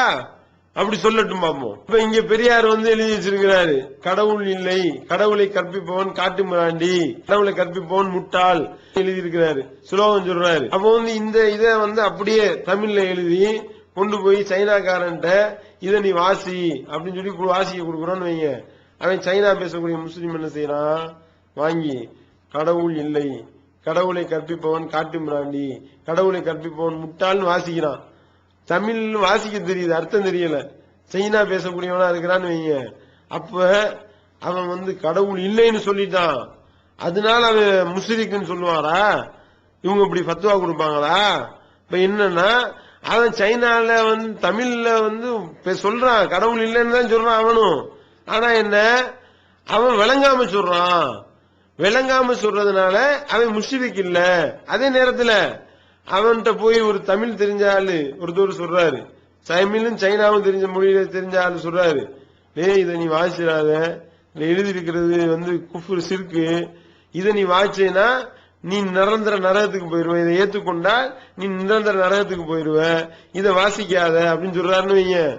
அப்பையும் மீறிக்கிட்டு நான் அப்படித்தான் வாசிப்பேன், நான் நரகத்துக்கு போனாலும் பரவாயில்லன்னு வாசிச்சானா அவனை சொல்லலாம் முஸ்லிக்குன்னு. அதே நேரத்துல இந்த கூட்டம், இந்த சிகிரு கூட்டம் என்ன செய்யும்? அவன்கிட்ட கேள்வி கேட்கும், இந்த தமிழ்காரனுடைய பயான நீ கேட்டீங்கன்னா நீ சொர்க்கத்துக்கு போக மாட்டடா, நீ நரகத்துக்கு போயிருவ அப்படின்னு சொல்லி இந்த விதண்டாவாத கூட்டம் பண்ணுவாங்களா இல்லையா, சொல்லுவாங்களா இல்லையா? அப்ப இவர்கள் தங்களுடைய வாதத்துல உண்மையாளர்களா இருந்தா என்ன செய்யணும்? இப்படி அவனாவது என்னத்தையா எடுத்து வாசிச்சுட்டான்னு வைங்க, முடிஞ்சு போச்சு, அவனுக்கு வந்து நிரந்தர நரகம்னு சொல்லுங்க. அப்படி சொன்னாதானே இவர்கள் தங்களுடைய வாதத்துல உண்மையாளர்கள் அர்த்தம். நைக்கின்னு ஒரு பனியன் போடுறான், அப்படி அந்த பனியன் வந்து ஒரு பிரமத கடவுள் பேருன்னு சொல்றான். அந்த கடவுளை வந்து சங்கைப்படுத்துவதற்காகத்தான் அப்படி ஒரு பனியனை போடுவதாக சிலர் நம்புகின்றார்கள். அப்படி நம்பி இருக்கிற நிலையில அந்த லோகோ பொதித்த அந்த பனியனை ஒருத்தன் போட்டானா அவன் இணை வைக்கிறான். அவன் வணங்காம ஏதோ ஒரு ஸ்டைலுக்கு ஒரு பேர் எழுதியிருக்கிறான்னு ஒருத்தன் போட்டானா அவன் குற்றவாளி ஆக மாட்டான். அவன்கிட்ட சுட்டி காட்டப்பட்டால் குற்றவாளி ஆயிடுவான். இப்ப சுட்டி காட்டப்பட்டதுனால அவன் குற்றவாளி ஆறான், இனிமே அவனும் சுட்டி காட்டக்கூடாதுன்னு சொன்னா என்ன அர்த்தம்? அப்ப இது வதண்டாவாதம் தானே. அப்ப என்னன்னா, இந்த மாதிரியான இதே அளவுகோலதான் இந்த சூனியத்துக்கு எடுக்கிறாங்க. சூனியம்னு ஒருத்தவர் வந்து நம்புறாரு, சூனியம் இருக்குன்னு நம்புறாருன்னா மேலோட்டமா நம்பிட்டு போறாரு, சூனியம் இருக்கு. ஆனா அதே நேரத்துல அல்லாஹ்வுடைய வல்லமையில யாரும் கைய வைக்க முடியாது, அல்லாஹ் மாதிரியான யாராலையும் அழிக்க முடியாது, அவன் தான் எல்லா பொருளின் மீது சக்தியுடையவன் நம்பிக்கொண்டிருக்கிற நிலையில ஹதீஸ்ல இருக்கு நம்பிடுறாரு. ஆனா அவருக்கு வந்து இந்த வாதங்கள்லாம் சுட்டி காட்டப்படல. என்ன வாதம்? இது அல்லாஹ்வுடைய வல்லமை, இங்க உட்கார்ந்துகிட்டு அடுத்த ஆள் அடிக்கிறது அது அல்லாஹ்வுடைய வல்லமை. அப்படி வந்து நீங்க செஞ்சீங்கன்னா, இதை நீங்க நம்புனீங்கன்னா நீங்க வந்து அல்லாஹ்வுக்கு இணையற்பிக்கக்கூடிய வேலையை செய்றீங்கன்னு சுட்டி காட்டப்படல. சுட்டி காட்டப்படாததுக்கு முன்னாடி வரைக்கும் செஞ்சா பிரச்சனை இல்லை. சுட்டி காட்டப்பட்டு விட்டால் அவ்வளவுதான், சிறுக்கு ஆகி போயிடும். ரசூல் ஸல்லல்லாஹு அலைஹி வஸல்லம் அவர்களுக்கு சுட்டி காட்டப்பட்டது, இந்த மாதிரி வந்து வல் கஅபா அப்படின்னு நீங்க சொல்றது சிறுக்கு அப்படின்னு சுட்டி காட்டப்பட்டுச்சு. அதுக்கு முன்னாடி வரைக்கும் சொல்லிக்கிட்டு இருந்தாங்களே, சொல்லிக் கொண்டிருந்த நிலையில மரணித்த சஹாபாக்களுக்கு எல்லாம் நிரந்தர நரகம்னு சொல்லுவாங்களா? சொல்ல முடியுமா? அப்போ வந்து அவர்களுக்கு சொல்ல மாட்டாங்க அது நிரந்தர நரகம், அந்த மாதிரியான சஹாபாக்களுக்கு நிரந்தர நரகம் சொல்ல மாட்டாங்க. காரணம் என்ன? அவங்களுக்கு சுட்டி காட்டப்படல, இங்க சுட்டி காட்டப்பட்டு விட்டது. சுட்டி காட்டினதுக்கு அப்புறம் வல் கஅபான்னு யாரும் சொன்னாங்கன்னா அப்போ வந்து அவங்க காஃபிர் ஆயிருவாங்க, அவங்க முஸ்லிக் ஆயிருவாங்க. அப்போ வந்து அந்த யூத பாதிரியார் வந்து சொன்னதுனால போச்சு, ரசூல் ஸல்லல்லாஹு அலைஹி வஸல்லம் டிக்ளேர் பண்ணதுனால போச்சுன்னு சொல்ல முடியுமா? அப்ப என்னன்னா, இந்த அளவுகோலதான் அப்படியே இதுலயும் வைக்கிறோம். ஒருத்தவர் வந்து தொழுகை நடத்துறாரு, அவருக்கு வந்து இது சம்பந்தமா விவரம் தெரியல, விவரம் தெரியாமல் அவர் சூனியருக்கு நம்பிக்கொண்டிருக்கிற நிலையில செஞ்சாருன்னா அவர் செய்யற செயல்னால வந்து அவருக்கு முஸ்லிக்குன்னு சொல்ல மாட்டோம். காரணம் என்ன? இந்த இணை வைத்தல் என்பது உள்ளம் சம்பந்தப்பட்ட விஷயம். வெறுமனே வந்து ஒரு வாசகத்தை வாசிக்கிறதுனால வந்து ஒருத்தவர் காஃபிர் ஆயிர மாட்டாரு. அது உள்ளம் சம்பந்தப்பட்ட விஷயமா இருக்கிறதுனால அவர் அதை நம்பணும். சும்மா வெறுமனே அந்த அஃபால் ஹதாயான்னு ஓதுனதுனால அவன் முஸ்லிக்குன்னு சொல்லிட மாட்டோம், நம்பணும். அல்லாஹ் மாதிரி அல்லாஹ்வுடைய தூதரும் பாவத்தை மன்னிப்பாங்க அப்படின்னு நம்பினானா அவன் முஸ்லிக் ஆயிடுவான். எப்படி அல்லாஹ்வுக்கு வந்து ஹலால் ஹராமை நிர்ணயிக்கக்கூடிய அதிகாரம் அல்லாஹ்க்கு தான் இருக்குன்றத அவனை வந்து மதுஹப் இமாம்களுக்கு இந்த அதிகாரம் இருக்குன்னு ஒருத்தன் உண்மையா நம்புனான்னா அவன் முஸ்லிக்குன்னு ஆயிரம் போயிடுவான். அப்படின்னு பொழுது அதே மாதிரிதான் இங்க அளவுகள் என்ன, அல்லாஹ் செய்யற மாதிரி அல்லாஹ்வுடைய ஆற்றல் இவனுக்கு வந்து விட்டது, இவருக்கு இந்த சூனியக்காரனுக்கு இருக்கு, அல்லாஹ்வுடைய வல்லமை இவனுக்கு ஏறிடுச்சுன்னு நம்புனான்னா அவன் முஸ்லிக்கு. அதே நேரத்தில் அவன் மேலோட்டமா நம்பிக்கிட்டு இருக்கிறான். எப்படி வந்து அந்த அப்பாலுக்கு அர்த்தம் புரியாம வாசிக்கிற மாதிரி இவன் ஒரு அதிசாத வாசிக்கிட்டு போயிட்டு இருக்கிறான். அப்படி வாசிக்கிட்டு போயிட்டு இருக்கிறவன் வந்து தொழுகை நடத்தினானா அவன் எப்படி நீங்க முஸ்லிக்குன்னு சொல்ல முடியும்? அப்ப சுட்டி காட்டப்பட்டு மனமுரண்டாக நான் அப்படித்தான் நம்புவேன் என்று சொன்னானா அவன் முஸ்லிக் ஆயிடுவான். இந்த ஒரு நுணுக்கமான விஷயத்தை நுட்பமா விளங்கிக்கிறாம அல்லது விளங்கி கொண்டு, ஏன்னா அவங்களே இதே மாதிரி பத்துவா கொடுக்கறாங்களே, கொடுத்து கொண்டே நம்மளிடத்துல கேள்வி கேட்பது இது விதண்டாவாதம் அப்படின்றது இதுல இருந்து இன்னும் நிரூபணமாகின்றது. ஒட்டி இன்னொரு கேள்வி என்னன்னா, அப்ப தர்காவாதி பின்னாடி சொல்லுவீங்களா அப்படின்னு கேள்வி கேட்கிறாங்க. தர்காக்கு போறவனுக்கு அதுதான் அளவுகோல். தர்காக்கு போறது வந்து நான் வந்து ஜியாரத் பண்ண போறேன் அப்படின்னு சொல்லிட்டு ஒருத்தன் போறான். அதே நேரத்தில் அல்லாஹ்க்கு தான் எல்லா வல்லமையும் இருக்கு, அல்லாஹ் கேட்கிற மாதிரி யாராலையும் கேட்க முடியாது, அல்லாஹ்வுக்கு இணையா யாரும் இல்ல அப்படின்றத நம்பிக்கொண்டு என்ன செய்யறான், அஸ்ஸலாமு அலைக்கும்னு போய் சலாம் சொல்ல போறான்னு வைங்க, அவன் வந்து முஸ்லிக்குன்னு சொல்ல மாட்டான். அதே நேரத்தில் போய் இவங்க வந்து அல்லாஹ் கேட்கிற மாதிரி அவுலியாக்கள் கேட்பாங்கன்னு நம்பி அங்கே போய் பிரார்த்தனை பண்ணா முஸ்லிக்கு. ரசூல் ஸல்லல்லாஹு அலைஹி வஸல்லம் மனைவிமார்கள் போய் பார்த்தாங்களா இல்லையா? அவங்க போய் சுத்தி பார்த்துட்டு இந்த மாதிரிலாம் சிலையெல்லாம் இருந்துச்சு அப்படின்னு சொன்னாங்கல்ல, அவங்க சிறுக்கு வச்சுட்டாங்கன்னு வருமா? அபிசீனியால போய் பார்த்தாங்கல்ல, அபிசீனியால போய் சுத்தி பார்க்கும் பொழுது இப்படிப்பட்ட சிலைகள்லாம் இருந்துச்சுன்னு சொல்றாங்களா இல்லையா? ரசூல் ஸல்லல்லாஹு அலைஹி வஸல்லம் அவர்கள் அதுக்கு விளக்கம் தான் கொடுக்குறாங்க, அதை கண்டிக்கல. அதாவது போய் சுத்தி பார்க்கறதுக்காக போய் இந்த மாதிரி இருக்குன்ற வர்றது வந்து அது சிறுக்காயிராது. அதே நேரத்தில் பயபக்தியோட ஒருத்தன் போய் அதை போய் பார்வையிட்டு பிரார்த்தனை செஞ்சுட்டு வந்தானா அது சிறுக்கு. அப்ப ரெண்டுக்கு வித்தியாசம் இருக்கா இல்லையா? செயல் ஒரே செயலை தான் செய்யறாங்க. இவங்களை வந்து விளக்கம் கொடுக்குறீங்க, இவருக்கு உங்களுக்கு இவரு வந்து சிறுக்கு வச்சாருன்னு சொல்றீங்க, இது எப்படி கரெக்ட்னு கேட்க முடியுமா? அப்ப நீங்க போய் வந்து விளக்கம் கொடுக்கறது வந்து ஒரு விஷயத்தை விளங்கிக் கொள்வதற்காக பாக்குறது அது சிறுக்காவாது. அப்ப இந்த மாதிரியான நுணுக்கமான வேறுபாடை விளங்கி கொண்டு விதண்டாவாதத்தின் அடிப்படையில் கேட்கக்கூடிய கேள்விதான் இந்த ஒரு விஷயமும் அப்படின்றத நாம விளங்கிக் கொள்ள வேண்டும். அன்புக்குரிய சகோதரர்களே, அடுத்தபடியா இந்த சிகிரு கூட்டம் சொல்லக்கூடிய செய்தி என்னன்னா, அதாவது வந்து தப்ரானியில வரக்கூடிய ஒரு செய்தி, நபிகள் நாயகம் ஸல்லல்லாஹு அலைஹி வஸல்லம் அவர்கள் இது போன்ற அல்லாஹ்வுக்கு இணை கற்பிக்கக்கூடிய ஒரு வார்த்தையை சஹாபாக்கள் சொல்லிட்டு இருக்காங்கன்றதை தெரிந்து கொண்டே தடுக்காமல் விட்டு விட்டார்கள். அதற்குரிய காரணமா என்ன சொன்னாங்கன்னா, எனக்கு வந்து இது தப்புன்னு தெரிஞ்சிச்சு, இருந்தாலும் நான் வெக்கப்பட்டுக்கிட்டு அதை நான் வந்து தடுக்காம விட்டுட்டேன் என்று நபிகள் நாயகம் ஸல்லல்லாஹு அலைஹி வஸல்லம் அவர்கள் சொன்னார்கள் என்று தப்ரானில ஒரு அறிவிப்பு வருதுங்க. அதுல வந்து அப்துல் மலிக் பின் உமைர் என்பவர் வந்து வருகின்றார். இந்த தப்ரானில வரக்கூடிய அறிவிப்பு ஆதாரபூர்வமான செய்தி என்பதை நிரூபிக்க தயாரா என்பதை இந்த சிறு கூட்டத்துக்கு ஒரு அறைகூலாக நாம விடுகின்றோம். இந்த ஹதீஸ்ல எவ்வளவு பெரிய மைனஸ் இருக்கின்றது. இந்த அப்துல் மலிக் பின் உமைர் என்பவர் வந்து தத்லீஸ் செய்யக்கூடியவர். அவர் வந்து அன்ரிபி அப்படின்ற வார்த்தையை போட்டு அவர் பயன்படுத்தினாரேயானால் அந்த செய்தியை ஏற்றுக்கொள்ளக்கூடாதுன்னு சொல்லி இப்னு ஹிப்பான் சொல்லியிருக்காரு, தாரகுத்னி சொல்லியிருக்காங்க, அதே மாதிரி இப்னு ஹஜர் சொல்லியிருக்கிறார் என்ற செய்தியெல்லாம் இந்த சிறு கூட்டத்துக்கு தெரியாமல் இல்லை, எல்லாம் தெரிந்து கொண்டுதான் இதை நாம வந்து மறக்கிறதுக்காக வேற வழி இல்லாம விதண்டாவாதமாக ரசூல் ஸல்லல்லாஹு அலைஹி வஸல்லம் அவர்கள் இது போன்ற ஒரு செய்தியை தடுப்பதற்கு பயந்து கொண்டு வெக்கப்பட்டு கொண்டு இருந்தார்கள் என்று சொல்லக்கூடிய ஒரு பாரதூரமான செய்தியை நாம பார்க்கிறோம். அதோடு மட்டுமல்லாமல் இந்த அப்துல் மலிக் பின் உமைர் என்பவர் மூளை குழம்புனவராக இருந்தாரு அப்படின்னு சொல்லி அதே சம்பந்தமாக அபு ஹாத்தம் ராசி, இப்னு ஹஜர் அவர்கள் சொல்லக்கூடிய செய்தியெல்லாம் இவங்களுக்கு தெரிந்து கொண்டேதான் இந்த மாதிரியான ஒரு வாதத்தை வகிக்கின்றார்கள் என்பதையும், அதோடு மட்டுமில்லாமல் இந்த அப்துல் மலிக் பின் உமைர் அவர்களை முற்றிலும் பலவீனமானவர், அதிகம் தவறு செய்யக்கூடியவர் என்று அஹ்மது பின் அம்பல் அவங்க சொல்லி இருக்கிறாங்க. இவ்வளவு செய்தியையும் தெரிந்து கொண்டு மனம் முரண்டாக அந்த செய்தியிலே என்ன வருது, ரசூல் ஸல்லல்லாஹு அலைஹி வஸல்லம் அவர்கள் ஷிர்க வந்து கண்டிக்கிறதுக்கு வந்து வெக்கப்பட்டு கொண்டிருந்தார்கள் அப்படின்னு சொல்லி இவ்வளவு ஒரு பாரதூரமான விஷயத்தை சொல்றீங்களே, இது ஆதாரபூர்வமான செய்திதான் என்பதை நிரூபிக்க நீங்கள் தயாரா என்று சொல்லி இந்த சிகிரு கூட்டத்துக்கு நாம பகிரங்க ஒரு சவால் விடுகின்றோம். அதோடு மட்டுமல்லாம இந்த ஒரு செய்தியை நிலைநாட்டுறதுக்காக ரசூல் ஸல்லல்லாஹு அலைஹி வஸல்லம் வந்து ஷிர்கான விஷயத்தை கண்டிக்கிறதுக்கு வெட்கப்பட்டு கொண்டு ரசூல் ஸல்லல்லாஹு அலைஹி வஸல்லம் அவர்கள் வெட்கத்தின் காரணமாக கண்டிக்காமல் விட்டார்கள் என்பதற்கு இந்த சிகிரு கூட்டம் என்ன செய்யுது, தன்னுடைய மனோ இச்சையை பின்பற்றி குர்ஆன்ல வரக்கூடிய ஒரு செய்தியை ஒப்பிட்டு காட்டுறாங்க. இவங்க வந்து எந்த நிலைமை எந்த லெவலுக்கு கீழே இறங்குவாங்கன்றதற்கு இந்த ஒரு செய்தி ஆதாரமா இருக்குங்க. எந்த ஒரு செய்தி இதோட ஒப்பிடுறாங்க, ரசூல் ஸல்லல்லாஹு அலைஹி வஸல்லம் அவருடைய வீட்டுக்கு வந்து விருந்துண்ண வந்த சஹாபாக்கள் என்ன செய்வாங்கன்னா, ரொம்ப நேரம் உட்கார்ந்துகிட்டு பேசிக்கிட்டு இருக்கிறாங்க. அப்ப வந்து அது ரசூல் ஸல்லல்லாஹு அலைஹி வஸல்லம் அவர்கள் இதை அசௌகரியமாக கருதுகின்றார்கள். அப்படி கருதும் பொழுது அல்லாஹ் ஒரு வசனத்தை இறக்குறான். என்ன வசனம், நீங்க வந்து இந்த மாதிரி அல்லாஹ்வுடைய தூதருடைய வீட்டுல வந்து உணவு உண்ண வந்தீங்கன்னா உடனடியா வேலை முடிஞ்சா எந்திரிச்சு போயிட்டே இருங்க. அந்த தூதருக்கு ஒரு நோவினை செய்யக்கூடியதாக வேதனை செய்யக்கூடியதாக இருக்கின்றது என்று சொல்லி அல்லாஹ் ஒரு வசனத்தை இறக்கிட்டு இத வந்து அவர் சொல்றதுக்கு வெட்கப்படுறாரு, நம்ம வெட்கப்பட மாட்டோம், அல்லாஹ் வந்து உண்மையை பேசுவதற்கு வெட்கப்படுவதில்லை என்று அல்லாஹ் தன்னுடைய திருமறையில ஒரு சட்டத்தை சொல்றான்.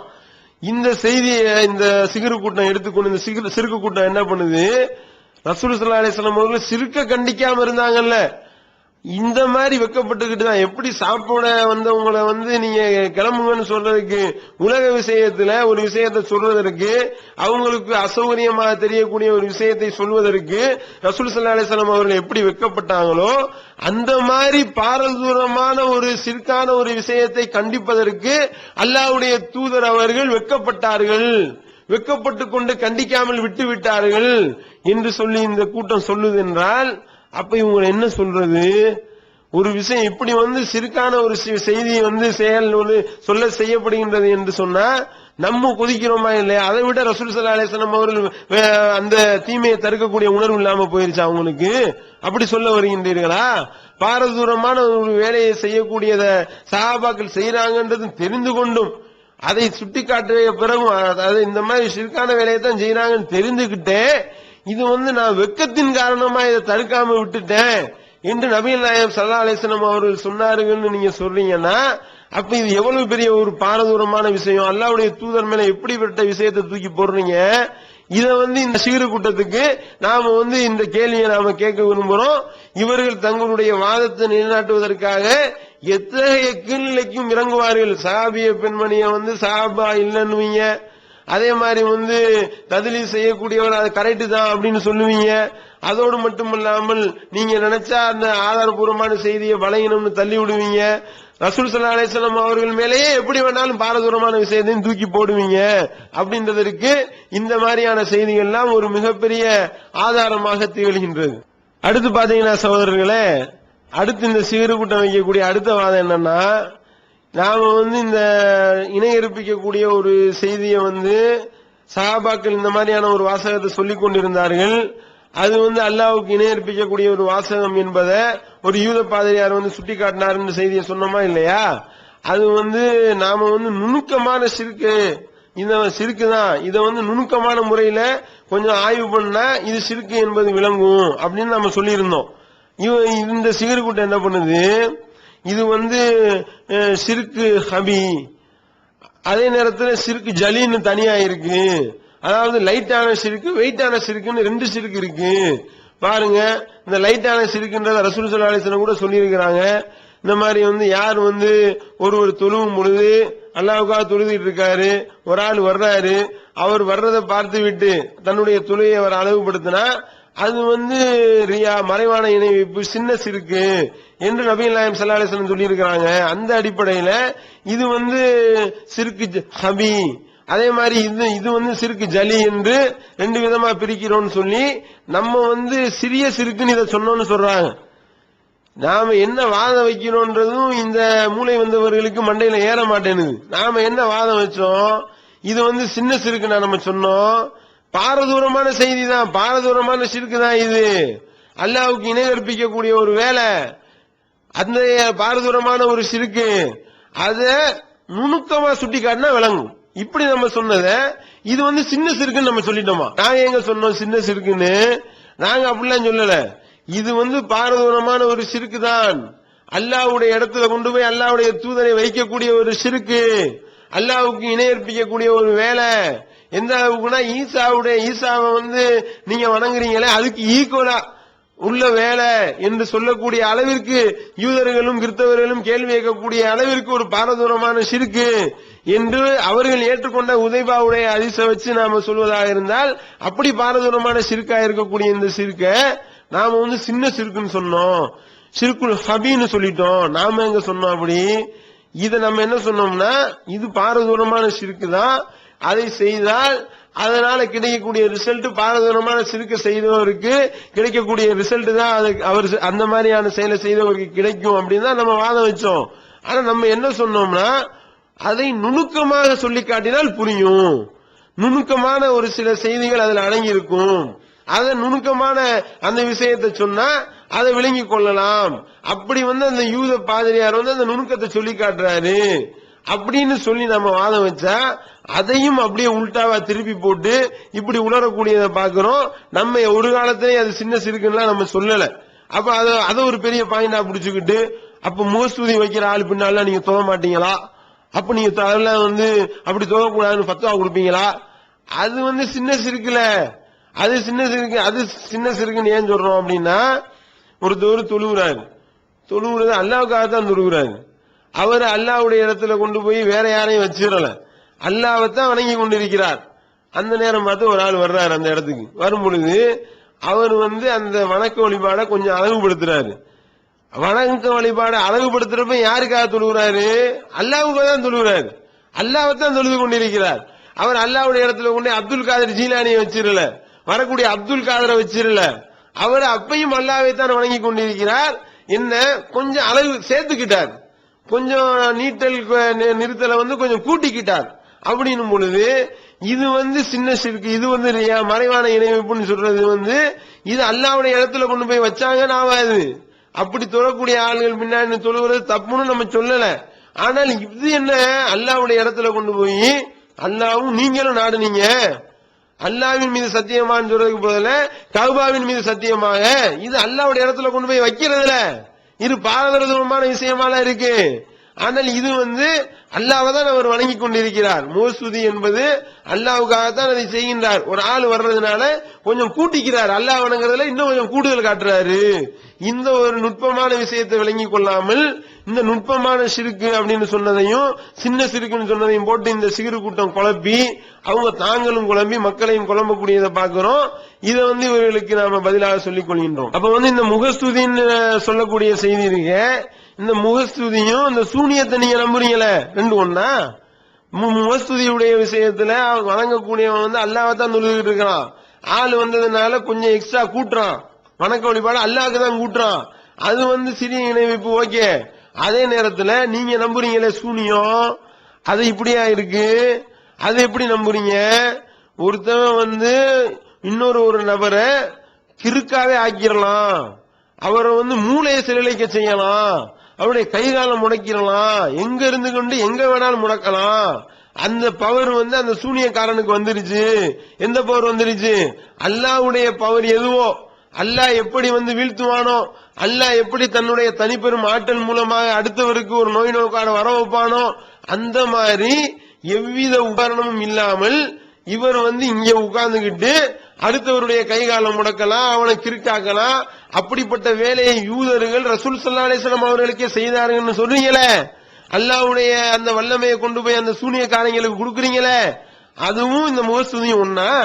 அப்படி சொல்ல வர்றீங்களா? எவ்வளவு பெரிய பாரதூரமான ஒரு செயலை செய்து கொண்டு பாரதூரமான ஒரு நம்பிக்கை அல்லாஹ்வுடைய இடத்துல கொண்டு போய் சூனியம் செய்யக்கூடியவர்களை வைத்துக் கொண்டு சூனியக்காரர்களுக்கு அல்லாஹ்வுடைய ஆற்றல் மாதிரியான ஆற்றல் வந்துவிட்டது என்று நம்பிக்கொண்டு இந்த முகஸ்துதி இதுவும் ஒண்ணுன்னு சொல்லி தப்பிக்க பாக்குறீங்களா? இது எவ்வளவு பெரிய அப்பட்டமான ஒரு அவதூறான ஒரு வாதமாக இருக்கின்றது.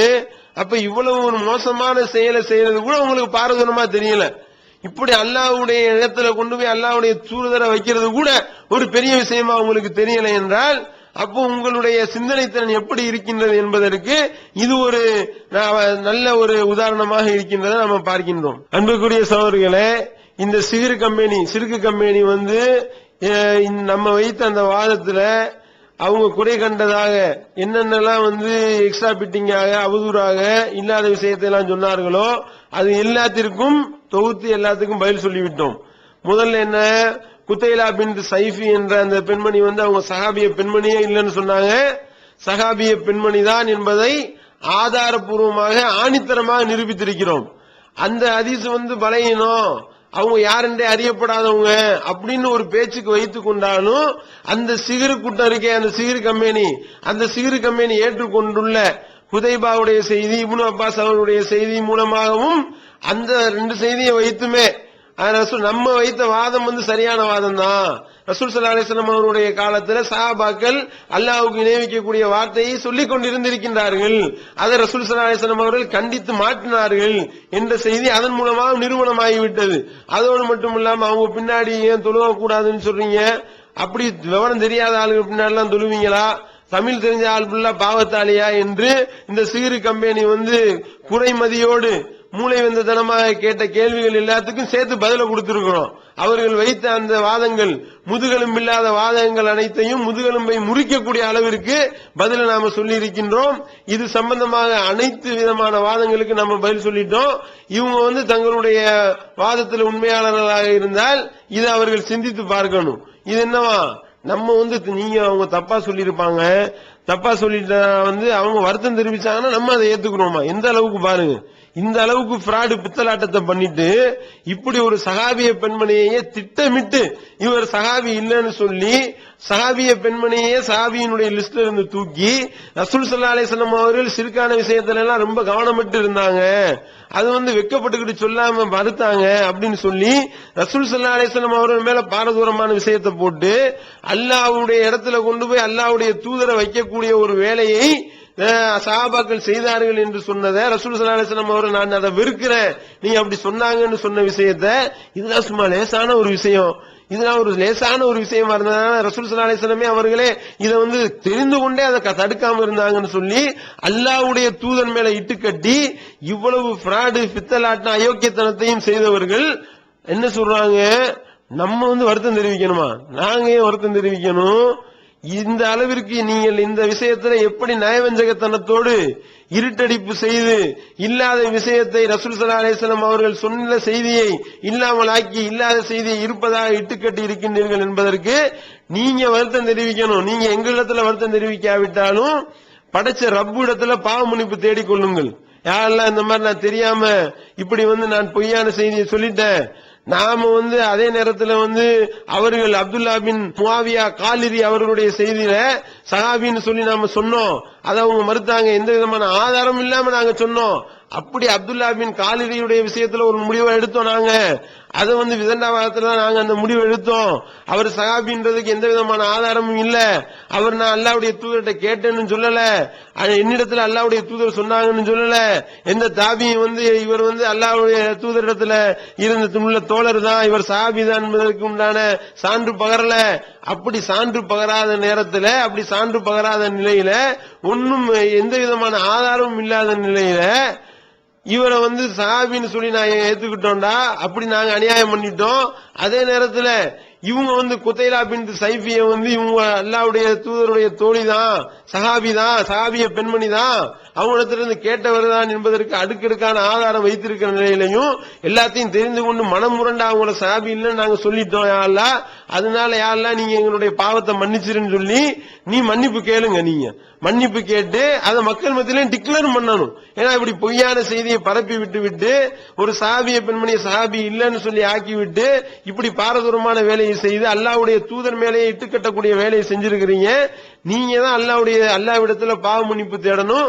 அப்படி பாவ மன்னிப்பு நீங்க தேடுவீர்களேயானால் அல்லாஹ் உங்களுடைய பாவத்தை மன்னிக்க தயாராக இருக்கின்றான் என்பதையும் சொல்லி இந்த சிறு கூட்டத்திற்கு அல்லாஹ் நேரிய வழியில செலுத்தி இந்த சிறு கூட்டத்தை சிறுக்கிலிருந்து பாதுகாத்து அவர்களுக்கும் அவர்களையும் நம்மையும் சோனத்திற்குரிய நன்மக்களாக வல்ல இறைவன் ஆக்க வேண்டும் என்று பிரார்த்தித்து நிறைவு செய்கின்றோம்.